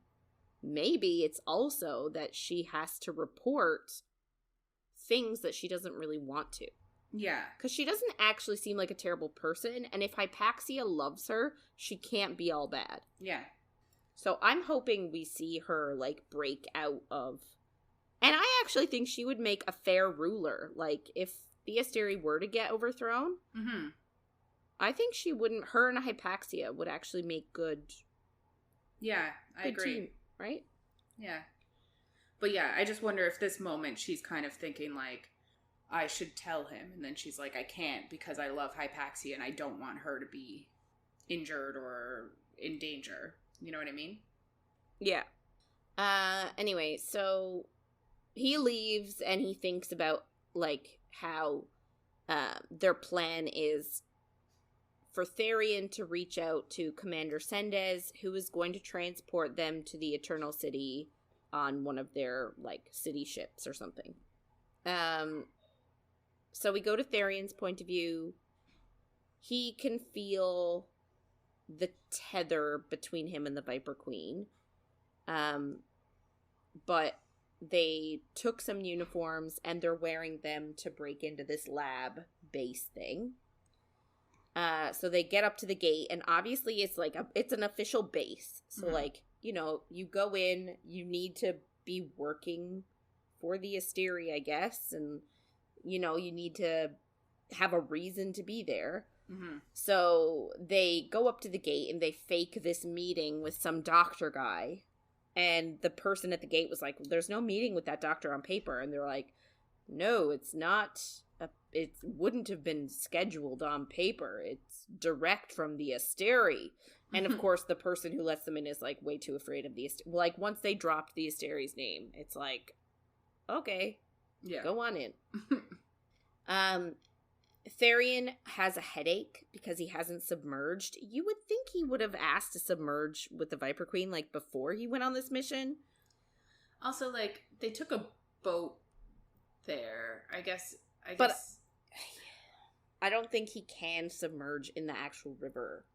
Yeah. With the River Queen. Like, I think there's kind a of worry thought there. It would be a different water. Like, I don't know. I need a map, but I also can't wrap my head around maps. Anyway, he's like, he knows that he has about 5 hours before he absolutely has to be submerged. And they're 2 hours away from the coast. So, like, realistically, they need to get this done in, like, a couple of hours to give him time. So, they had Declan plant intel that the agents that destroyed the base, aka them, destroyed the Ydra base, would be moving on this base to get Pippa's unit to show up. And Tharian doesn't see them, but Cormac's like, look, they're everywhere. Like, Cormac can see them. And he was like, can't you smell them? And he says they, like, snuck in with the human laborers working there so that the Dreadwolves can't sense them. So, like, the Dreadwolves are also there. I don't really, I guess Declan, like, put this intel out to everybody. I think the Dreadwolves just live there. I think everybody, like, everyone from Ephraim's, whatever, Triari and stuff. But it's just a lab. Yeah. I don't know. Maybe there's just Dreadwolves galore, and they just guard everything. Maybe. Don't really know. Could be. So, Tharian, like, doesn't understand, like, okay, well, if Pippa's here, what are they waiting for? And Cormac is like, she's got a score to settle. She wants to wait for us to make a move. So, let's go to Bryce's point of view.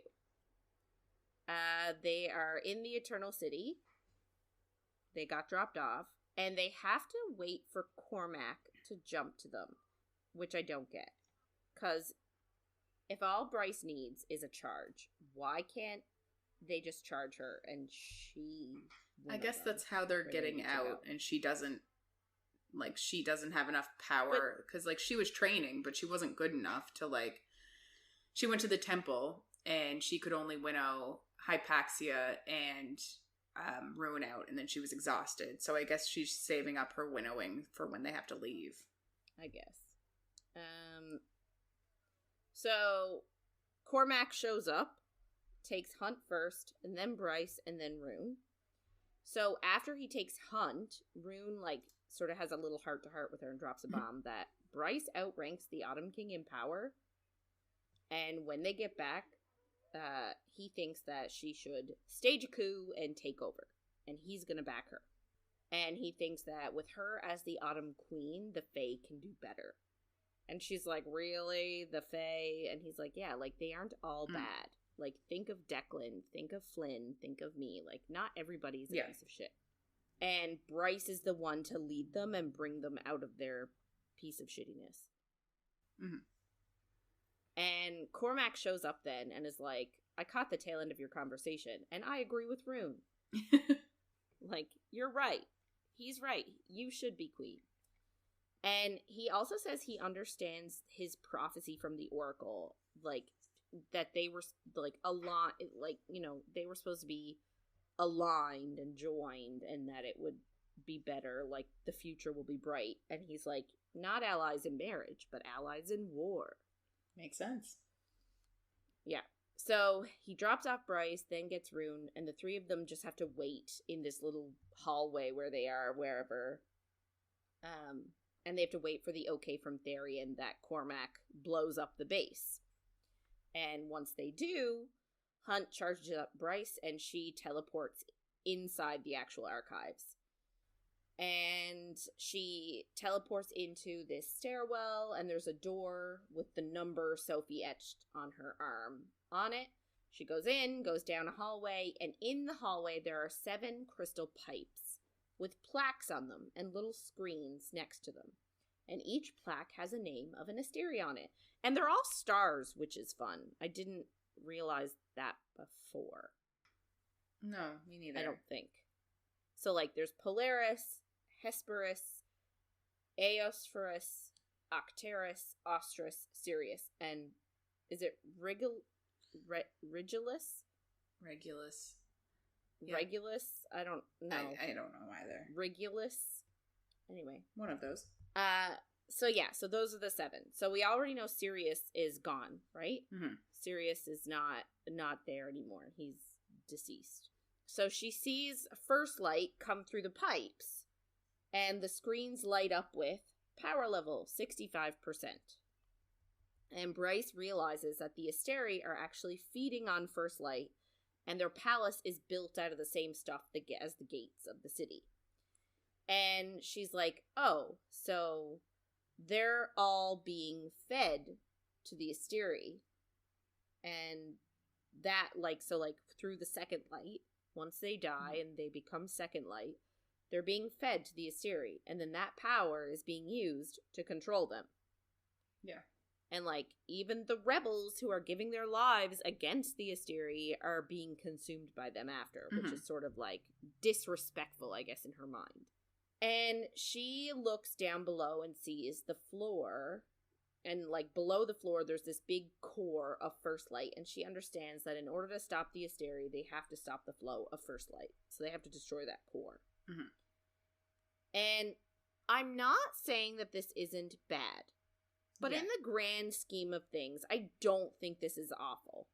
The fact that they're being, like, ruled harshly is maybe, like, the bad part. Like, but, like, so they're consuming second light. Like, we already know that that's bad. But, like, that, to me, that's not, like, oh my god, the be-all and end-all.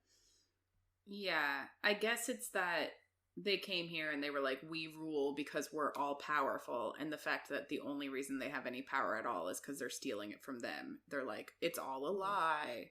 You're like, what else is a lie? But, like, yeah, I was like, what else are they going to do with the light? It's not like a huge revelation, right? Yeah. Anyway, so Rune and Hunt are, like, waiting for her, and Hunt is worried because Bryce is, like, behind schedule. So Rune's like, dude, I'm gonna go get a head start because the longer we're here, the worse it is. So I'm gonna go off by myself and look for Day in the dungeons. Smart. Yeah. So back to Bryce. She knows she's running behind, but she's like, oh, the Asteri, like, I need to figure out what else they're hiding. So she goes into the main archives, and there are doorways with words on them. Dawn, midday, midnight, and dusk.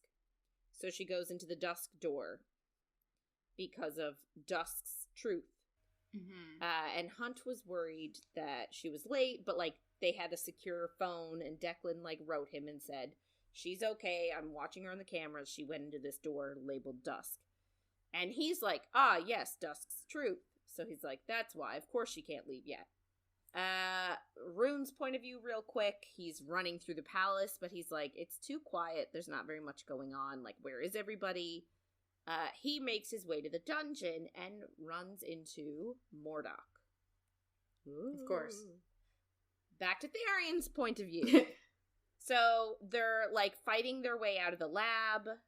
Cormac, like, when they went in, Cormac actually just, like, straight up killed the doctor and the scientists working there. And he's like, dude, we said we were gonna limit the casualties. And Cormac's like, nope, I didn't. Yeah. Like, he's on a rampage. And then he faces off against Pippa. She is shooting him, and he is, like, teleporting away, like, so that not to get hit, but he's slow because he's teleported a whole bunch. So he's drained. So the bullet does go into him. And then she tries to shoot him again, and, like, Tharian's like, oh, this is, like, his swan song. Like, he never intended to leave this lab alive. He's gonna sacrifice his life for this. So then back to Bryce's point of view. So when I said there's a lot of jumping, there's a lot. Yeah. So she's in the dusk room, and there's this constellation, like, star map with, like, all different planets and star systems on it. And then there's a projector. So she looks at the map and sees star systems and planets, and then there's little notes made on them and, like, little pins saying when they were conquered and when they were lost or terminated.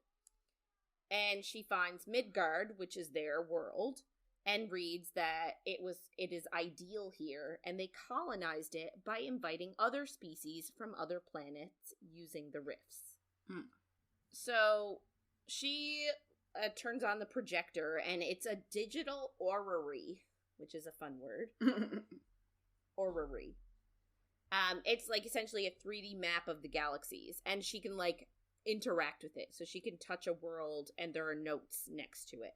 I like it. And so, like, yeah, I know, it's really cool.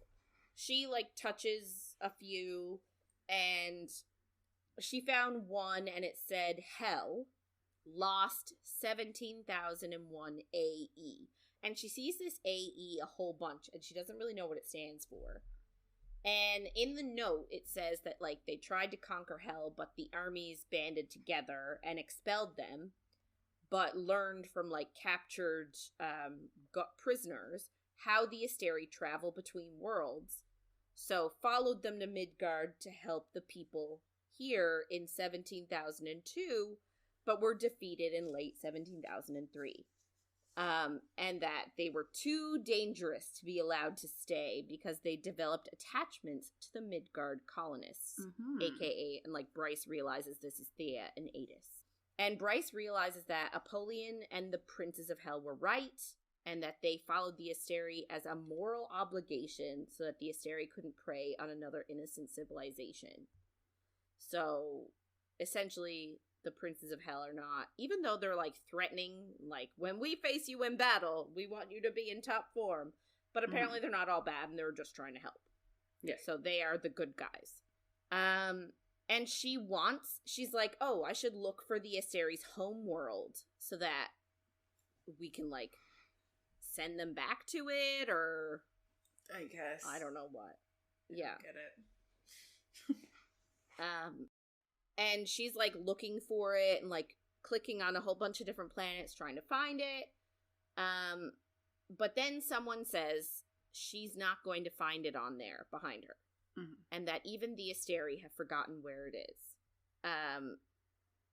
But she's seeing in the notes, like, before the orrery is turned off, that if the first light isn't viable, they destroyed the world. So... And apparently, like, there was a lot of notes talking about how children were particularly delicious, like, yeah, full of first light. So, like, more useful. Mm-hmm. So they're bad dudes. Yeah, because they prey on children. Yeah. So it's Regulus behind her, and she asks, like, why are you doing what you're doing? Like, why are you behaving this way? Mm-hmm. And he essentially says it's because they are higher beings, and it's their right as higher beings. Which isn't much different than what they've been telling them all along, really. Exactly, yeah. And he says, like, we allow you to live happily, and he was like, we even let the human population stay on this world, so that the Vanir have a species to rule over. So, like, I've actually heard people say that, like, this is a potential, like, Earth. Oh yeah, I can see that. Because Midgard is actually the name in Norse mythology, I think, for Earth. Makes sense. Because it was humans first, and then... Yes, and they brought the other species in to colonize it. Mm-hmm. So I feel like I've heard that theory that it was Earth, and then, yeah, you know, that makes sense. So Regulus then says that he planned everything so Bryce would show up here because he wants her to reopen the rifts, and he explains that the Fae used the horn and, quote, another Fae object that we don't know about to open the rift to get to Midgard in the first place to conquer it, not knowing that the Asteri actually lured them there to colonize the world, and also so that they had a way into the Fae worlds so that they could conquer them once they were done with Midgard. But I guess the Fae realized that the Asteri, like, that it was a trap, I guess, and that the Asteri wanted to conquer everything. So they closed the rifts. Yeah. So the Asteri are stuck. And they've been using mystics to try and find other Asteri in the galaxy, but they can't find any anywhere. So as far as we know, this could be the last 6 remaining. Yeah. Or there could be many more. We really just don't know anything. We don't know. You're right. So they're trying to, like, find more of their people, and they're trying to find, like, they want to stop being stuck, essentially. So he tells her that everything started with Danica and her bloodhound gift. She sensed magic in others, and she wanted to research bloodlines and realized that shifters are actually a type of fae, which I thought we assumed anyway. I don't know. I think we just thought that they were different. Because they're different. I don't know. Yeah. And this is like rocking Bryce. She's like, what? Shifters are fae? Yeah. And then he tells Bryce that her starborn bloodline actually comes from a small island that exists in permanent twilight, but the mainland close by has all manner of climes, and that only a very select few could shift from humanoid to animal forms. So to me, this is ACOTAR world. Yeah. Which makes sense, because... If it has all manner of climes, aka summer, winter, spring, fall, court, like dawn, night, day, I feel like we haven't gotten the island yet. Like, we haven't found it yet. But, like, to me, that's ACOTAR. And a very select few fae could shift from humanoid to animal form, aka the High Lords. Because all the High Lords have an animal form. Yeah. But no one else really does. That's not a shifty world. Right? Yeah. So that's ACOTAR to me. Yeah, I agree. Then he says, and I didn't catch this on my first read-through. Then he says the Midgard shifters came from a different planet where all fae share their form with an animal. To me, this is TOG. Yeah. Because we read in Air of Fire that all fae have an animal form. Aylin's form just happens to be like her fae form, and she has a human form as her animal form, quote unquote. Yeah. But like all of the powerful fae can shift into animals. Mm-hmm. So I'm like, oh my god, did the shifter fae come from there? Yeah. And then the other, like the Autumn King fae, come from ACOTAR. Mm-hmm. I think so. Like, and obviously later on we see similarities between two specific people that makes it seem like the case. Very likely. Yeah. But then also in, like, we haven't done Silver Flames yet, but, like, you should read it before the next book for sure. But in Silver Flames, like, I think Nesta, like, sees a bunch of people who were, like, taken or something when she's in the prison. She's like, there was a big battle or something here, and, like, people were taken away. Oh, yeah. And then people think that that might be the Dusk Court, because there is no Dusk Court. So they're like, there was a Dusk Court, and then they were all taken away. And I'm like, there's some connection through that I just haven't read Silver Flames enough to, like, really piece anything together. But there's so much... There's so much it's happening. Weird there's no Dusk Court, though. If there's a dawn, a day, a night, like, there should also be a dusk, you would think. And it makes you wonder if, like, if they just took everyone from the Dusk Court and that's what no longer exists. And maybe Thea is the descendant of the Dusk. Yeah. Yeah. Like, maybe she was High Lady, even though there are no High Ladies. Meh. Yeah. And she sort of, like, Bryce is hearing all of this, and she's like, but wait a second. Shifter fae, like, shifters don't have fae ears, which I guess is, like, a big deal. Yeah. Like, they have normal human ears.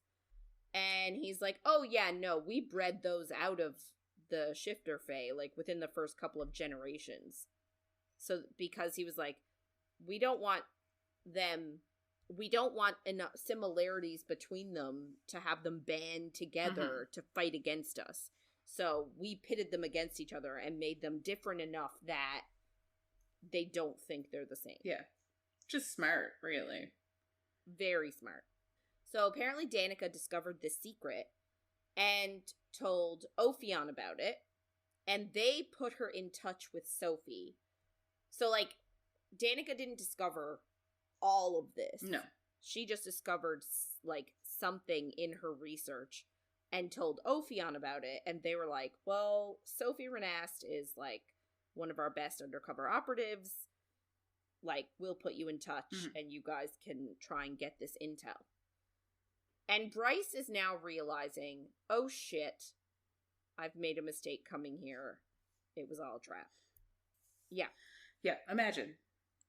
Yeah. So, Regulus then informs Bryce that one of their mystics, because I guess they have mystics living at the palace, in the same sort of format as the astronomers' mystics, and he says one of them learned about Danica's snooping, so the Asteri had the mystics tug on Micah's mind.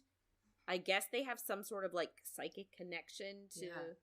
like, make him make decisions. I don't really know. We haven't really gotten into how vast the Mystic's powers are. Yeah. But to sort of point him towards Danica and Synth and set everything up. So really, they orchestrated her death. Yeah. And Bryce is pissed. And is like, I'm gonna kill you. But she's like, shit, I should get out of here because this was all a trap. So she teleports back to Hunt. But when she gets there, he's already restrained with Gorsian manacles, and the Harpy is, like, right there. And she just puts the restraints on Bryce. So neither of them can use their magic anymore. They are now taken prisoner. Yeah. It was a very shoddy plan. It was not thought through. No. Danica would be disappointed. Yeah. And, like, again, very different from our other heroines who, like, maybe, like, okay, so Feyre, I think maybe it is a little bit like Feyre. Like, Feyre doesn't always think things through, but she can always get out of it or have a, like, backup of a backup plan or manages to, like, figure her shit out. Yes. Right? Aelin is a masterful planner. Like... plans on plans. She's almost like the Asteri in this situation. Yeah. Like, she orchestrates everything and has... So, like, I think Bryce she needs to catch up a little bit. Yeah. Or to know that her plans aren't great and not do something like this. Yeah. So then we go to Therion's point of view. He is trying to run away in the lab, but there's, like, a guy in a mech suit attacking him, shooting at him. And he's trying to decide whether he should stay and help Cormac or not. Like, he's like, I can't leave him to die. Mm-hmm. But Cormac, like, sort of eyes him and, like, makes... I don't know how he reads on his face to run, but he does. He wants to see it. We can all... We can read people's faces and see what they're thinking. Yeah. But he knows that Cormac was like, this is my last stand. Like, yeah. Cormac knew he was going to die. Therion didn't come in here, like, planning on dying. And, like, it makes you wonder what Cormac's father has said to him about, like, if you don't get Bryce back, because that was his whole thing. He was like, I'll stay and try to get Bryce back. Like, if his father's just like, if you don't get her back, I'm going to kill you.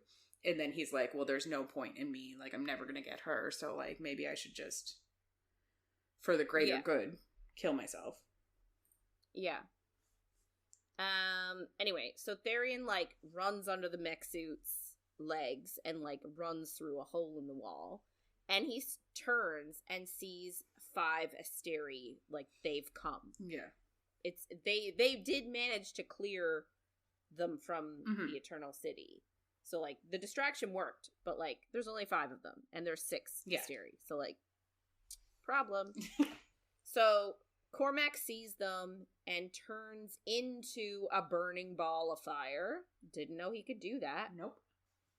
Consuming Pippa and the guy in the mech suit. So, we're assuming Pippa has died. And Therion, like, keeps running, and he sees a flare of light from the Asteri.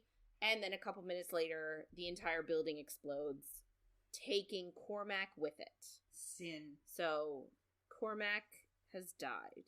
We assume. I don't want him to. No. We have a bunch of people assume that maybe he winnowed away at the last minute. Yeah.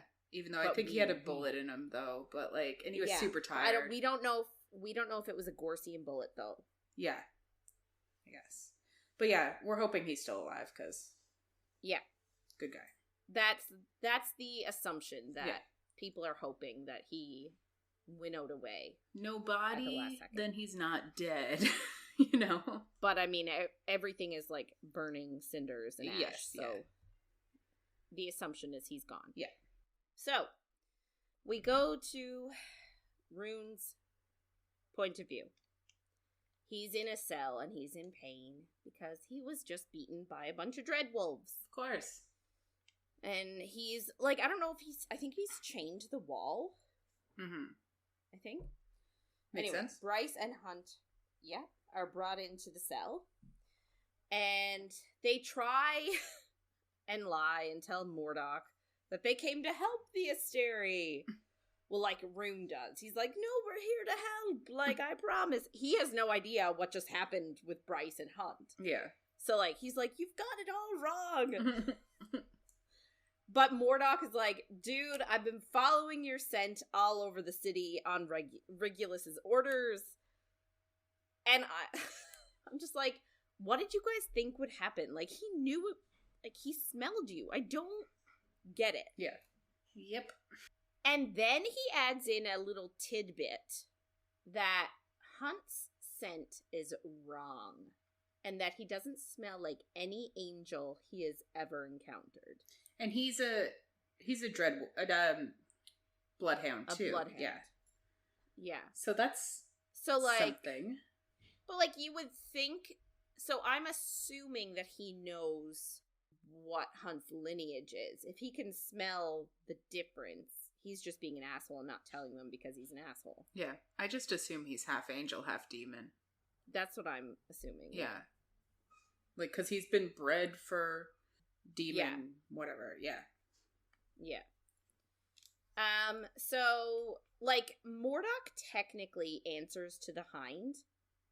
Like, the Hind commands the Dreadwolves. So, like, anytime they see a Dreadwolf, they're like, oh, there's the Hind, right? Like, they assume that the Hind is coming. Yeah. So, the Harpy is the one who brought Bryce and Hunt to the same cell. So, the Harpy sends Mordok away so she can have some fun before she shows up, aka the Hind. Mm-hmm. So, she gets out her knife to do some carving, and they all try to, like, pull the Harpy towards them, like, to self-sacrifice. They're all like, come and get me, you bitch, and, like... yeah. Like, why don't you take on someone your own size? Essentially, like, they're all trying to have the others avoid torture. So they're all trying to, like, urge her towards them. Yeah. And the Harpy just is like, that's not gonna work. And so she carves a line down Rune's face. And Bryce, like, freaks the fuck out. And, like, Rune says, like, he hears her roar like he has never heard a fae roar.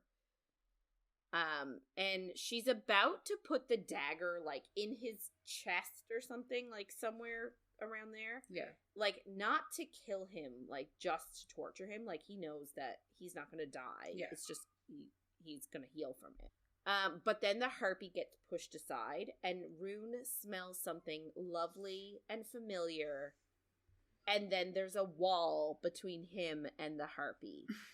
It's the Hind. So he realizes her scent is familiar, and he can faintly scent himself entwined with it, because they had brain sex. Brain sex. They did. Good job. So, turns out, the Hind, aka Lydia, aka Hypaxia's sister, is actually Day. Bum bum bum! Wild. Yeah. And I guess he says that, like, the scent was familiar to him because Hypaxia is his half-sister, so I guess at the beginning, he said that she, like, smelled familiar, and that's why. Yeah. So the Harpy obviously freaks out and says that she's gonna turn Lydia over to the Asteri, and they're gonna torture her for being a traitor. And the Hind is like, not if I kill you first. Yeah. And they start fighting, and eventually the Hind wins and kills her. And she tells everyone, like, I she tells Rune primarily that she tried to warn them to stay away, Mm-hmm. but also then she admits that, like, the only people that knew that they were coming, like, so Regulus knew they were coming, Mm-hmm.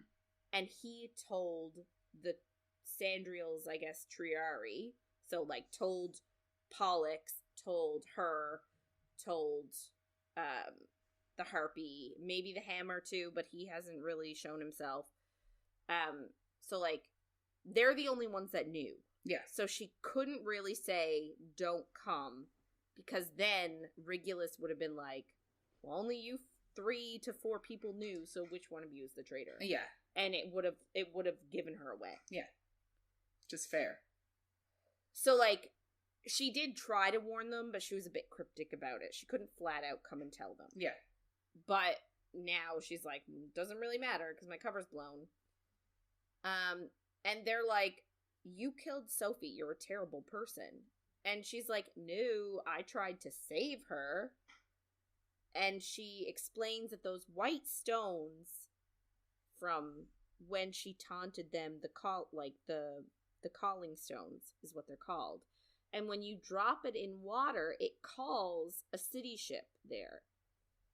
And that the city ship, like the Ocean Queen has mystics that see a general area where they'll be needed, sort of see the future. So they send a city ship there, but they don't know the exact location until one of those white stones is dropped in the water. Mm-hmm. So she dropped one of those stones in the water with Sophie to call a city ship there, but I guess they were too late. She also dropped one in the ocean the day that they were all bobbing in and she was taunting them. She dropped one of the white stones in the water as well. So that's actually what called the city ship to them and rescued them, not Bryce's light from her chest. Rune is, like, sort of disgusted with her because she's been responsible for so many deaths. And she tries to tell him that, like, there's so much to explain. But then she hears Pollux coming, so she just tells Bryce, like, make it look real. And they start fighting and spread the Harpy's blood over both of them to make it seem like Bryce killed the Harpy. So Pollux comes in and hauls Bryce off the hind and brings guards to escort them all upstairs.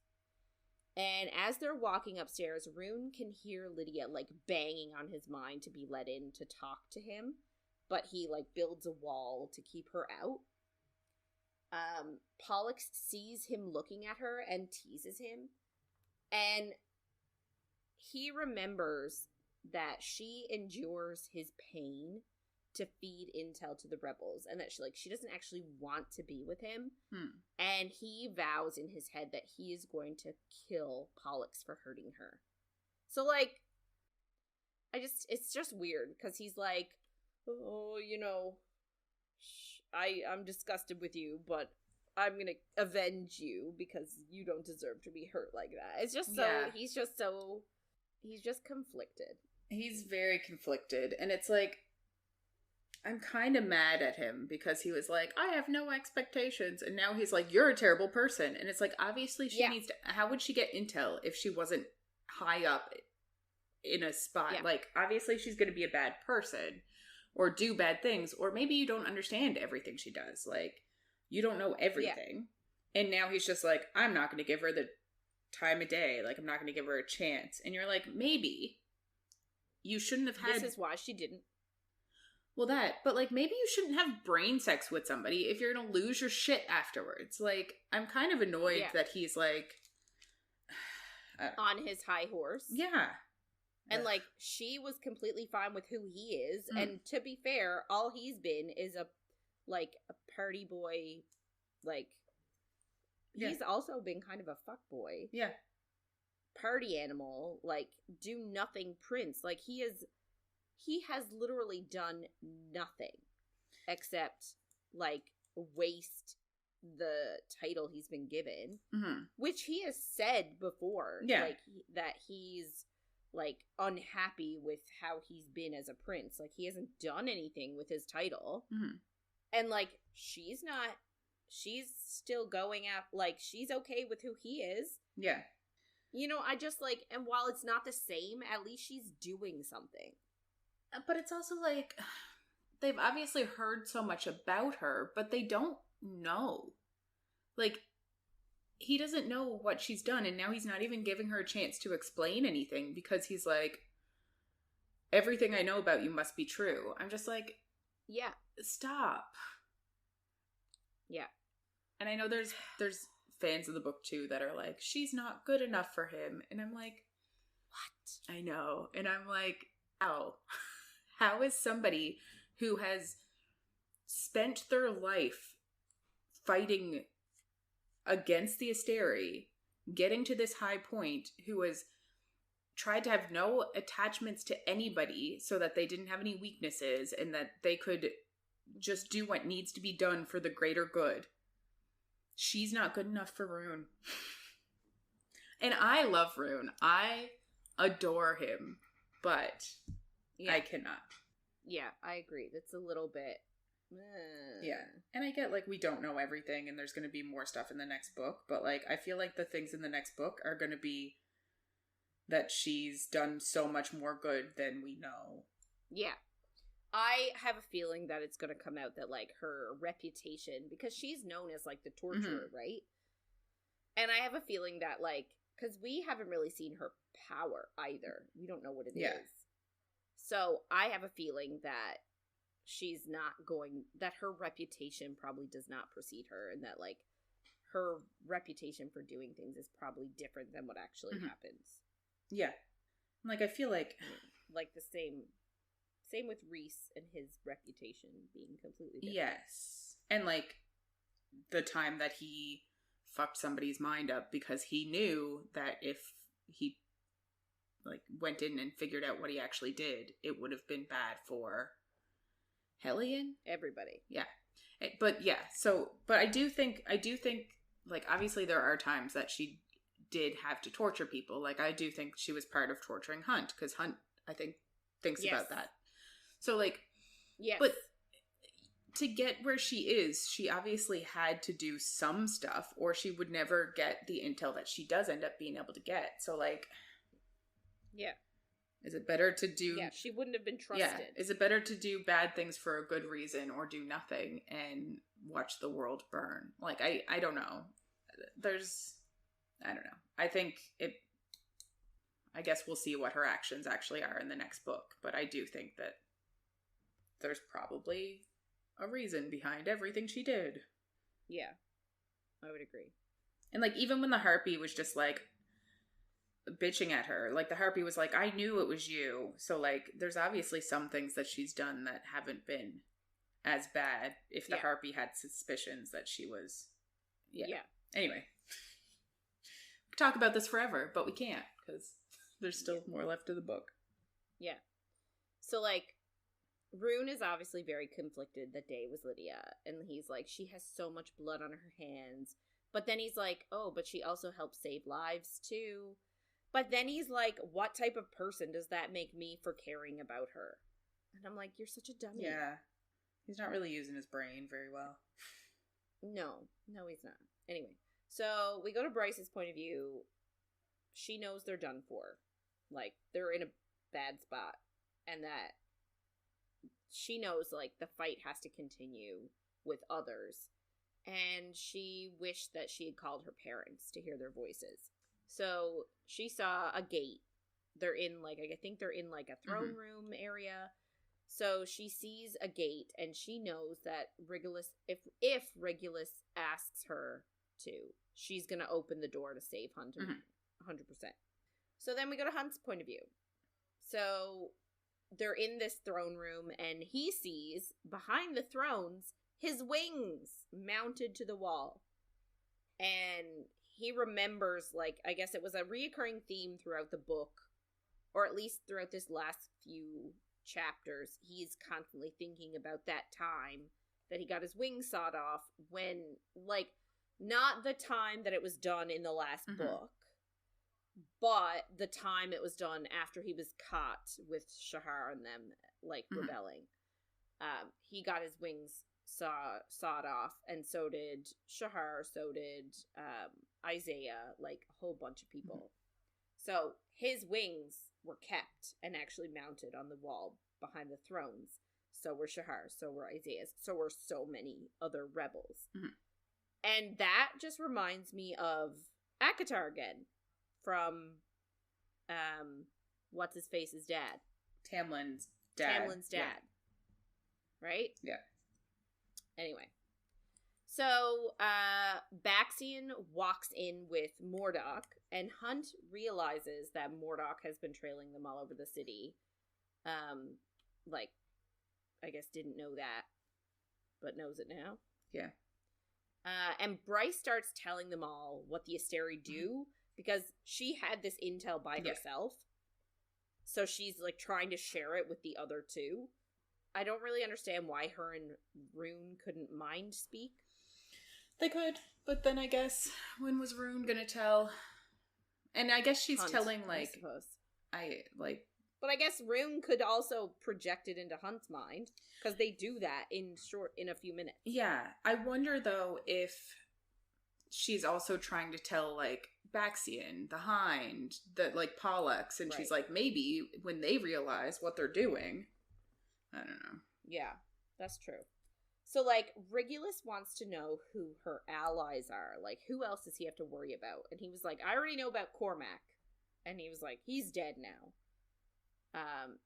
And then he straight up villain monologues that in the beginning, in the first week that we read, Ethan is petting Adis the cat. Remember? And then Adis is like, hello! And tells them all this story about Thea, the Starborn Princess, and all these things.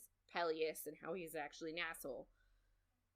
And Regulus actually tells them that he pretended to be Adis that night, and that was him the entire time. He wanted to... So, he actually encouraged them towards the rebels. And he was the one to send the Reapers to urge them toward the Bone Quarter. And he was like, you didn't even look into it that hard. And he's like, essentially, they did everything that Regulus wanted them to do. Followed what he wanted exactly. Yeah. And he also admits that Apollyon was telling the truth the whole time, which they sort of figured out. And also that Celestina was a spy as well. Because Hunt is like, oh, Celestina's gonna vouch for us. We're not, we didn't do anything wrong.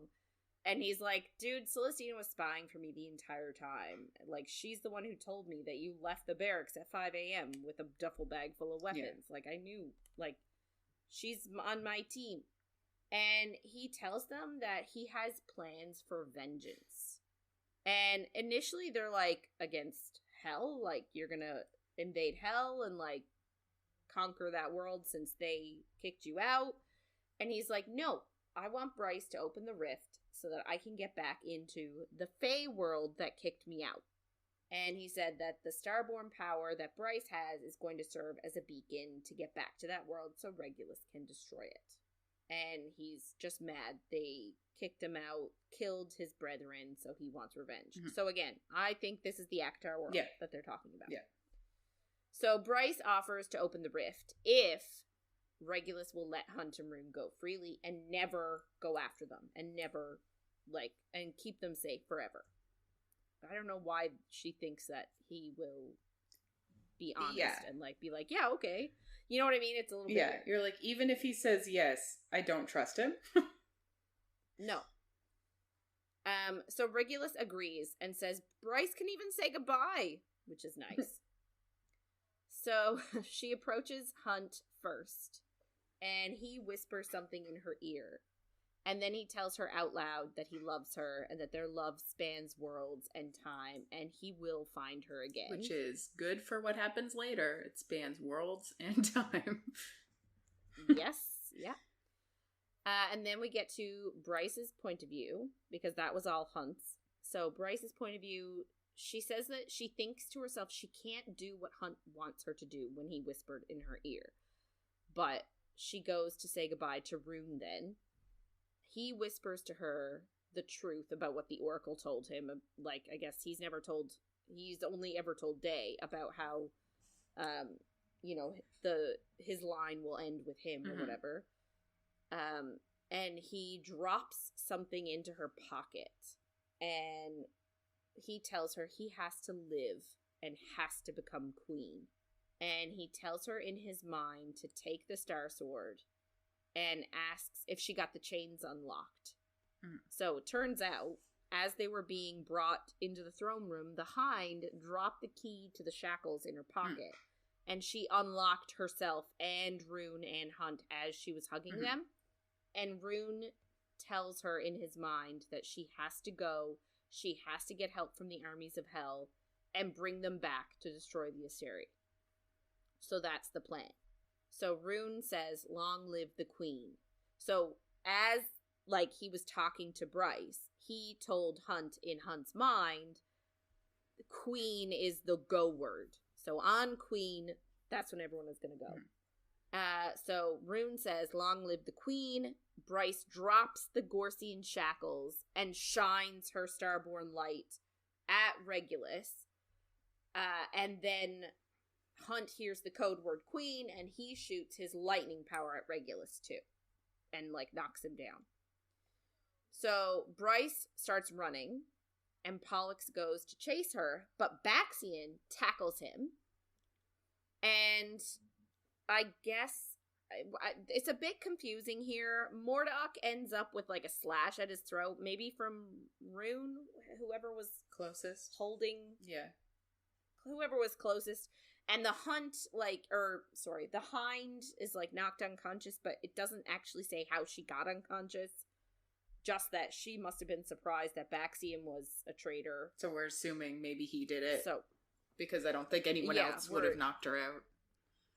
But it's good for her cover that she's knocked out, because the Asteri don't know that she is. Yes, 100%.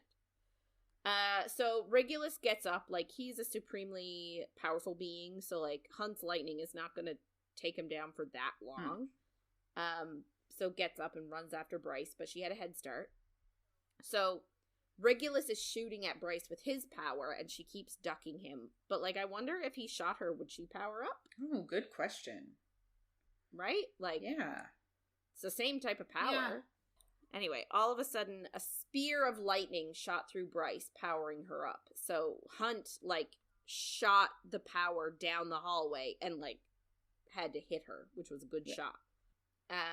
So then she can start winnowing, because Regulus was catching up to her. So she winnows 10 feet at a time to stay ahead of Regulus, and he's, pissed. And she lands at the gate, shoots her power at it, and wills it to take only her as she goes through the gate and, falls through it. And she hears Regulus shouting, "No!" Proper villain. So, right? So we go to Hunt's point of view, so I guess everything is over. He's got a Gorsian stone gag, and he's got Gorsian stone at his neck and his wrists. Rune and Baxian are also similarly restrained. So Regulus hauls Hunt to him and says, before I'm putting you in jail, I'm going to do this. And he actually tattoos the halo on his head again, muting his power. I don't know if that automatically makes him a slave again, or if that just, controls his power. Yeah, and a lot of people were like, oh, I think it means that his memory is gone, too. That's what some people are thinking afterwards. And I'm like, why? I think that's a jump. Why? Yeah. But I guess we'll see. We don't really know what it 100% does, other than bind his magic. We know that for sure. Yeah. So his power is now, muted. He can't access the full range. We need Hypaxia again to break it. So Bryce's point of view now, she lands in grass, and she sort of has to will herself to get up. She's exhausted, but she's also mentally she left her mate. She's a bit hysterical, I guess. She's worried about the beasts in hell. She's worried, she's landed in hell, and she's worried that there are beasts around and gonna come and attack her right away. So she wants to find Adis immediately so that she can be safe. She gets up and she sees a river, and on the other side of the river there's a city. And then she notices that she's actually on somebody's lawn. There's a nice house. And, like, she's like, oh, this is weird. Like, this is not what I expected hell to look like. No. So, like, she hasn't gotten up yet, but she feels cold steel against her neck and hears someone speak in a language she doesn't understand.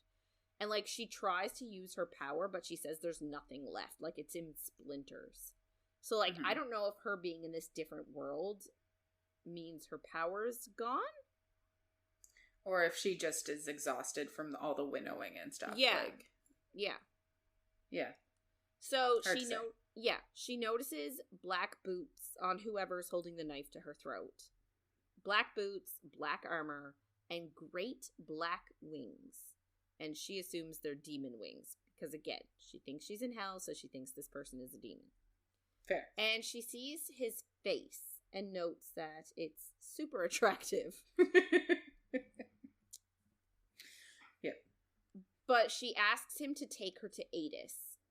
But, like, again, he is speaking to her in a language she doesn't understand. She is speaking to him in a language he doesn't understand. Mm-hmm. So, they don't get each other. So he just takes out a piece of cloth and blindfolds her. And then he lifts her into the sky and flies her somewhere. And flies her into a house. And she is weirded out because she can, like, smell flowers and bread. And she's like, this is weird. I didn't think hell was, like, this nice. Yeah. So the figure, whoever, like, sits her down and tries to talk to her. But again, she doesn't understand. She's just repeating, Prince Adis. I need Prince Adis. Like, she's just repeating Adis's name. Mm-hmm. But then she starts to break down that she left Hunt and Rune. And she starts to sob. So, like, she hauls the blindfold off and she's yelling, like, get fucking Adis. Like, I need Adis. Like, I left my mate. Yeah. And she notices how nice the house is. She's like, this is something my father would live in. Like, the Autumn King. Yeah. And then a few men and women enter the house. So she sees the first female, who is smaller, with black hair and red lips. And angular eyes, and says it kind of reminds her of Fury. And then she sees, yes, another, a female with, like, brown hair, and another male with wings, like the first one. Like the first one, yeah. And she also, like, notices that that their clothes are super old-fashioned. So, like, they're like the ones they would wear in Avalon. Mm-hmm. So she's asking, like, the winged male and the other female about Adis, and, like, she's trying to converse with them, but obviously they don't understand each other's language. So she's like, I'm gonna try the only other language that I know, the ancient language of the Fae. Mm-hmm. And I'm like, how does she know this language? Like, was she taught it? No, remember she learned it because she wanted to be able to be closer to, like, in the beginning, she actually thought she could have a relationship with the Autumn King before he threw her out. So she learned it, and that's why she has the job at the, that's basically why she got the job at the archives, because she had learned this language. Oh, okay. So at the beginning of her book, she, like, reads what the ancient phrases are, because they're in the old Fae tongue, and her mom is like, I can't believe you still know that. Right. Why are you being such a bitch? Yeah. Anyway, so she uses that ancient language and asks if she is in hell. And they're all shocked she's speaking in that language. And then they look at her star sword that the guy took in.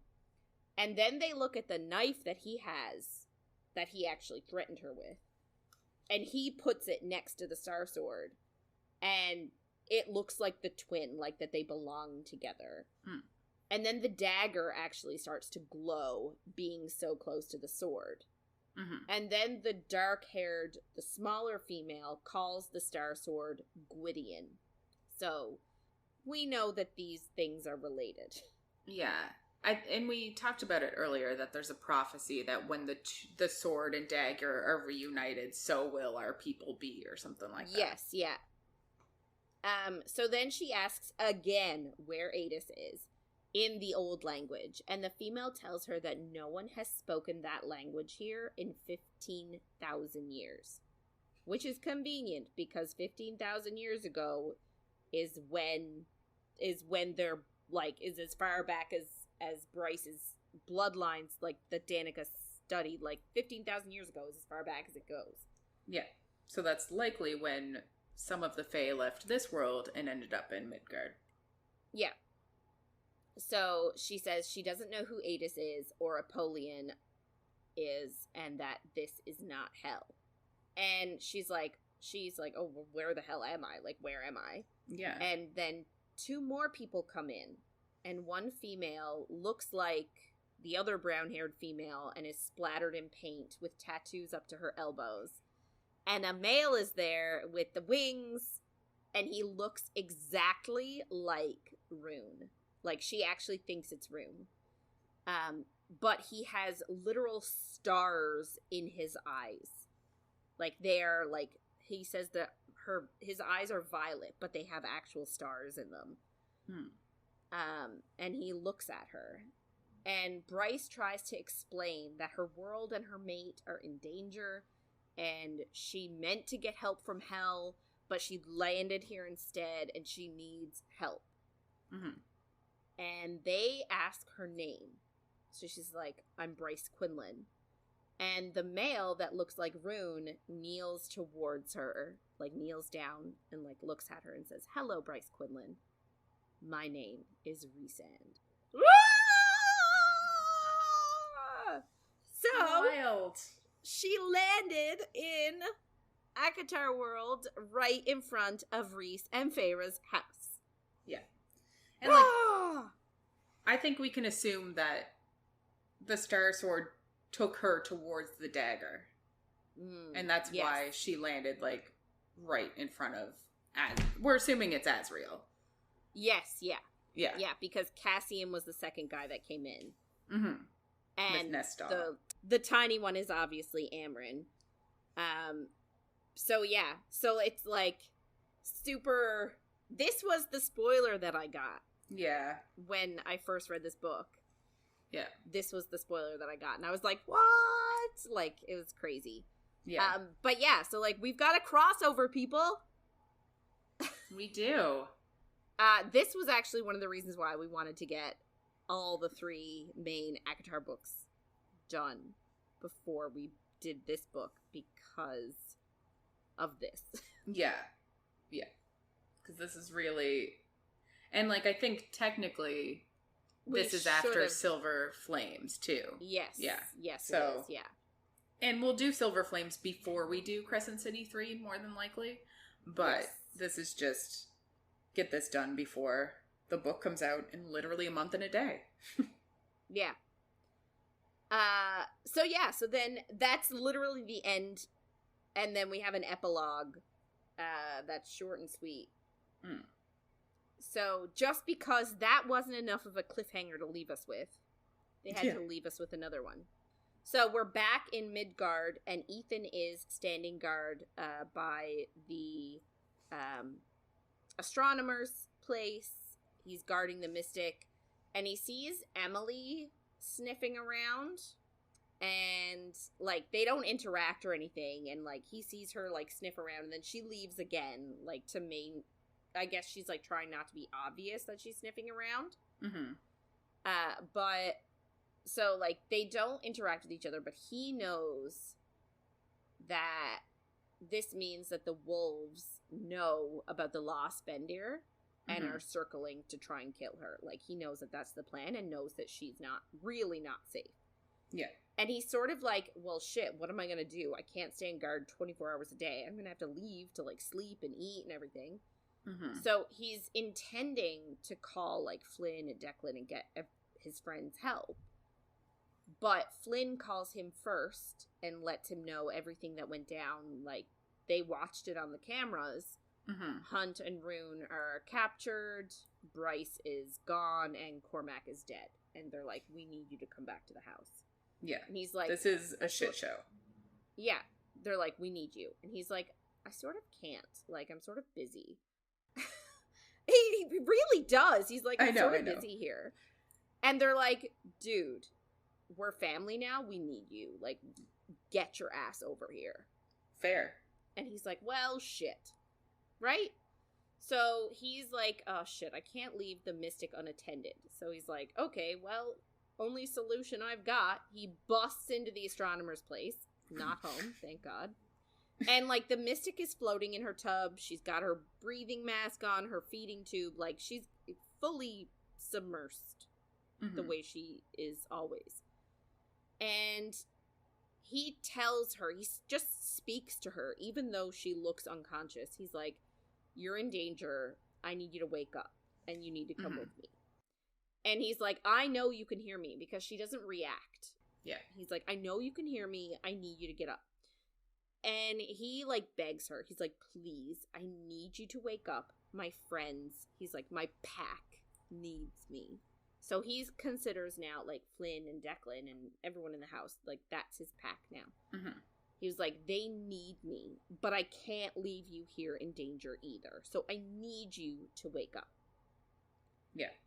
And I guess at his pleading, her eyes shoot open in the tub. And that's the end of the book. Wild. Yes. Very. I kind of forgot about this part.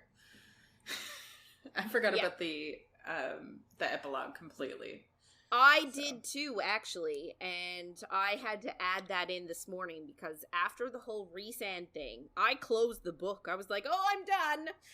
And then this morning, I was like just looking through it. I was like, oh shit, there's a whole epilogue here that I haven't even touched. Yeah. So that's fun. Short and sweet. It was a long journey. A lot happened, but we're finally done Crescent City 2. Yeah, and we're ready for the third one, which is going to be even more jam-packed. I'm very thankful, actually, that we are where we are. Like, you know what I mean? That we did a reread? Well, yeah, and that, like, we're close to getting our answers. Yes. You know what I mean? Like, new book comes out in a month, so we don't have a long wait. And it is decently fresh in my mind now.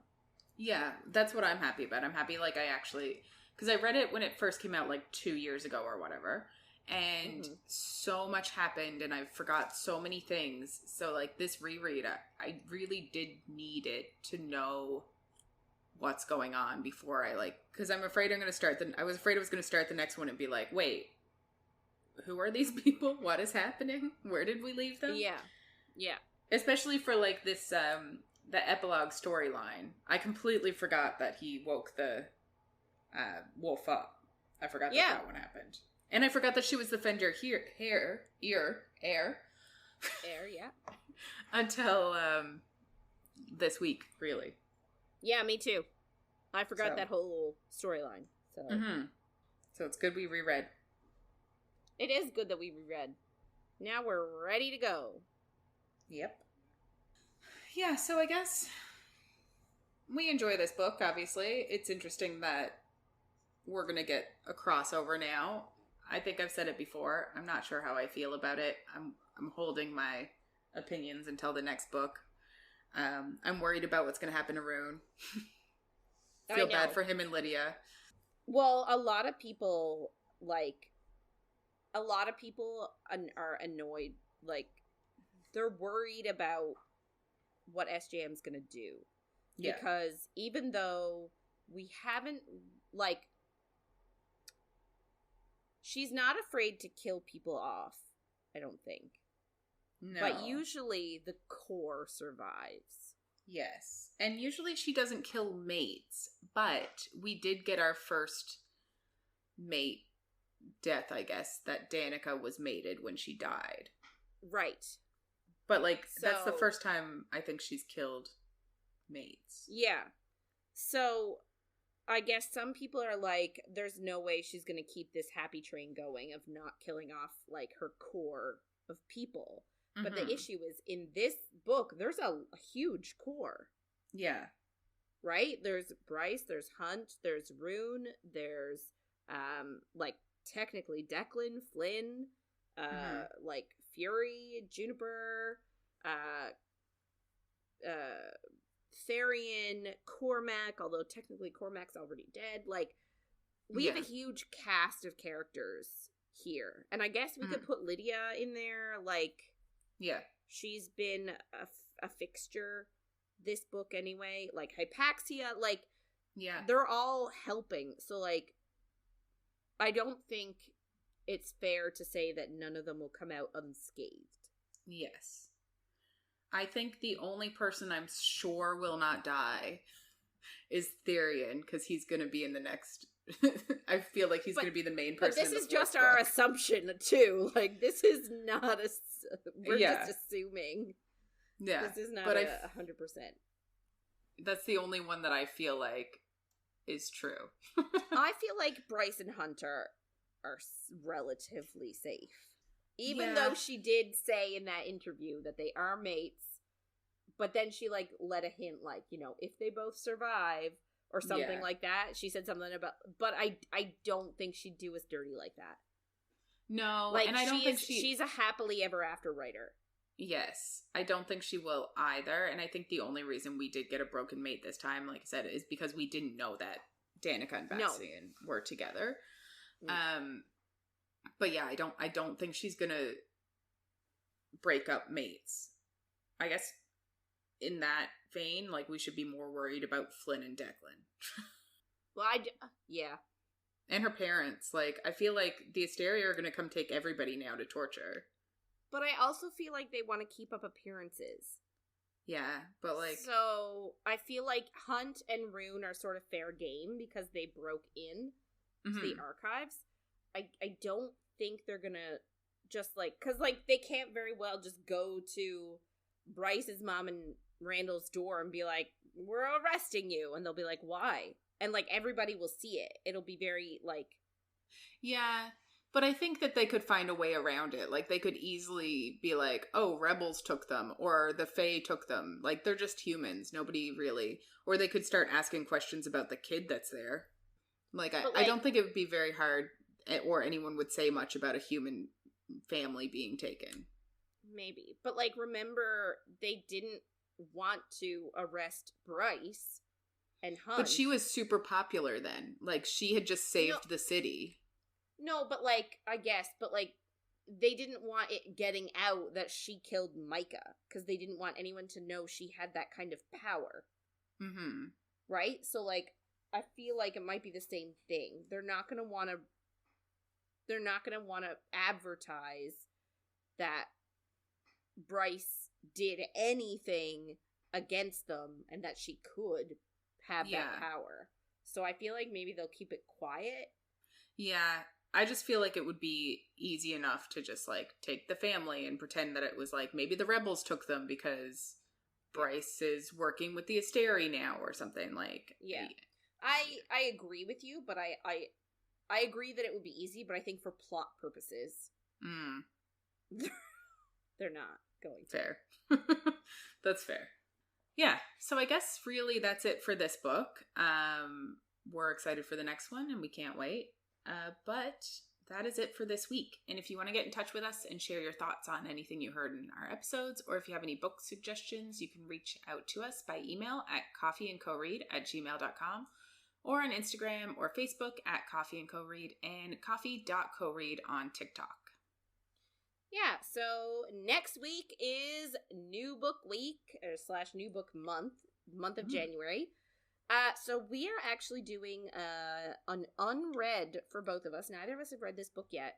It's The Serpent and the Wings of Night by Carissa Broadbent. So we are going to be reading the prologue to chapter 13. So make sure to follow along, and if you're enjoying our chats, don't forget to follow, rate, and review wherever you get our content. Thanks for listening, everyone, and we'll see you on the next page.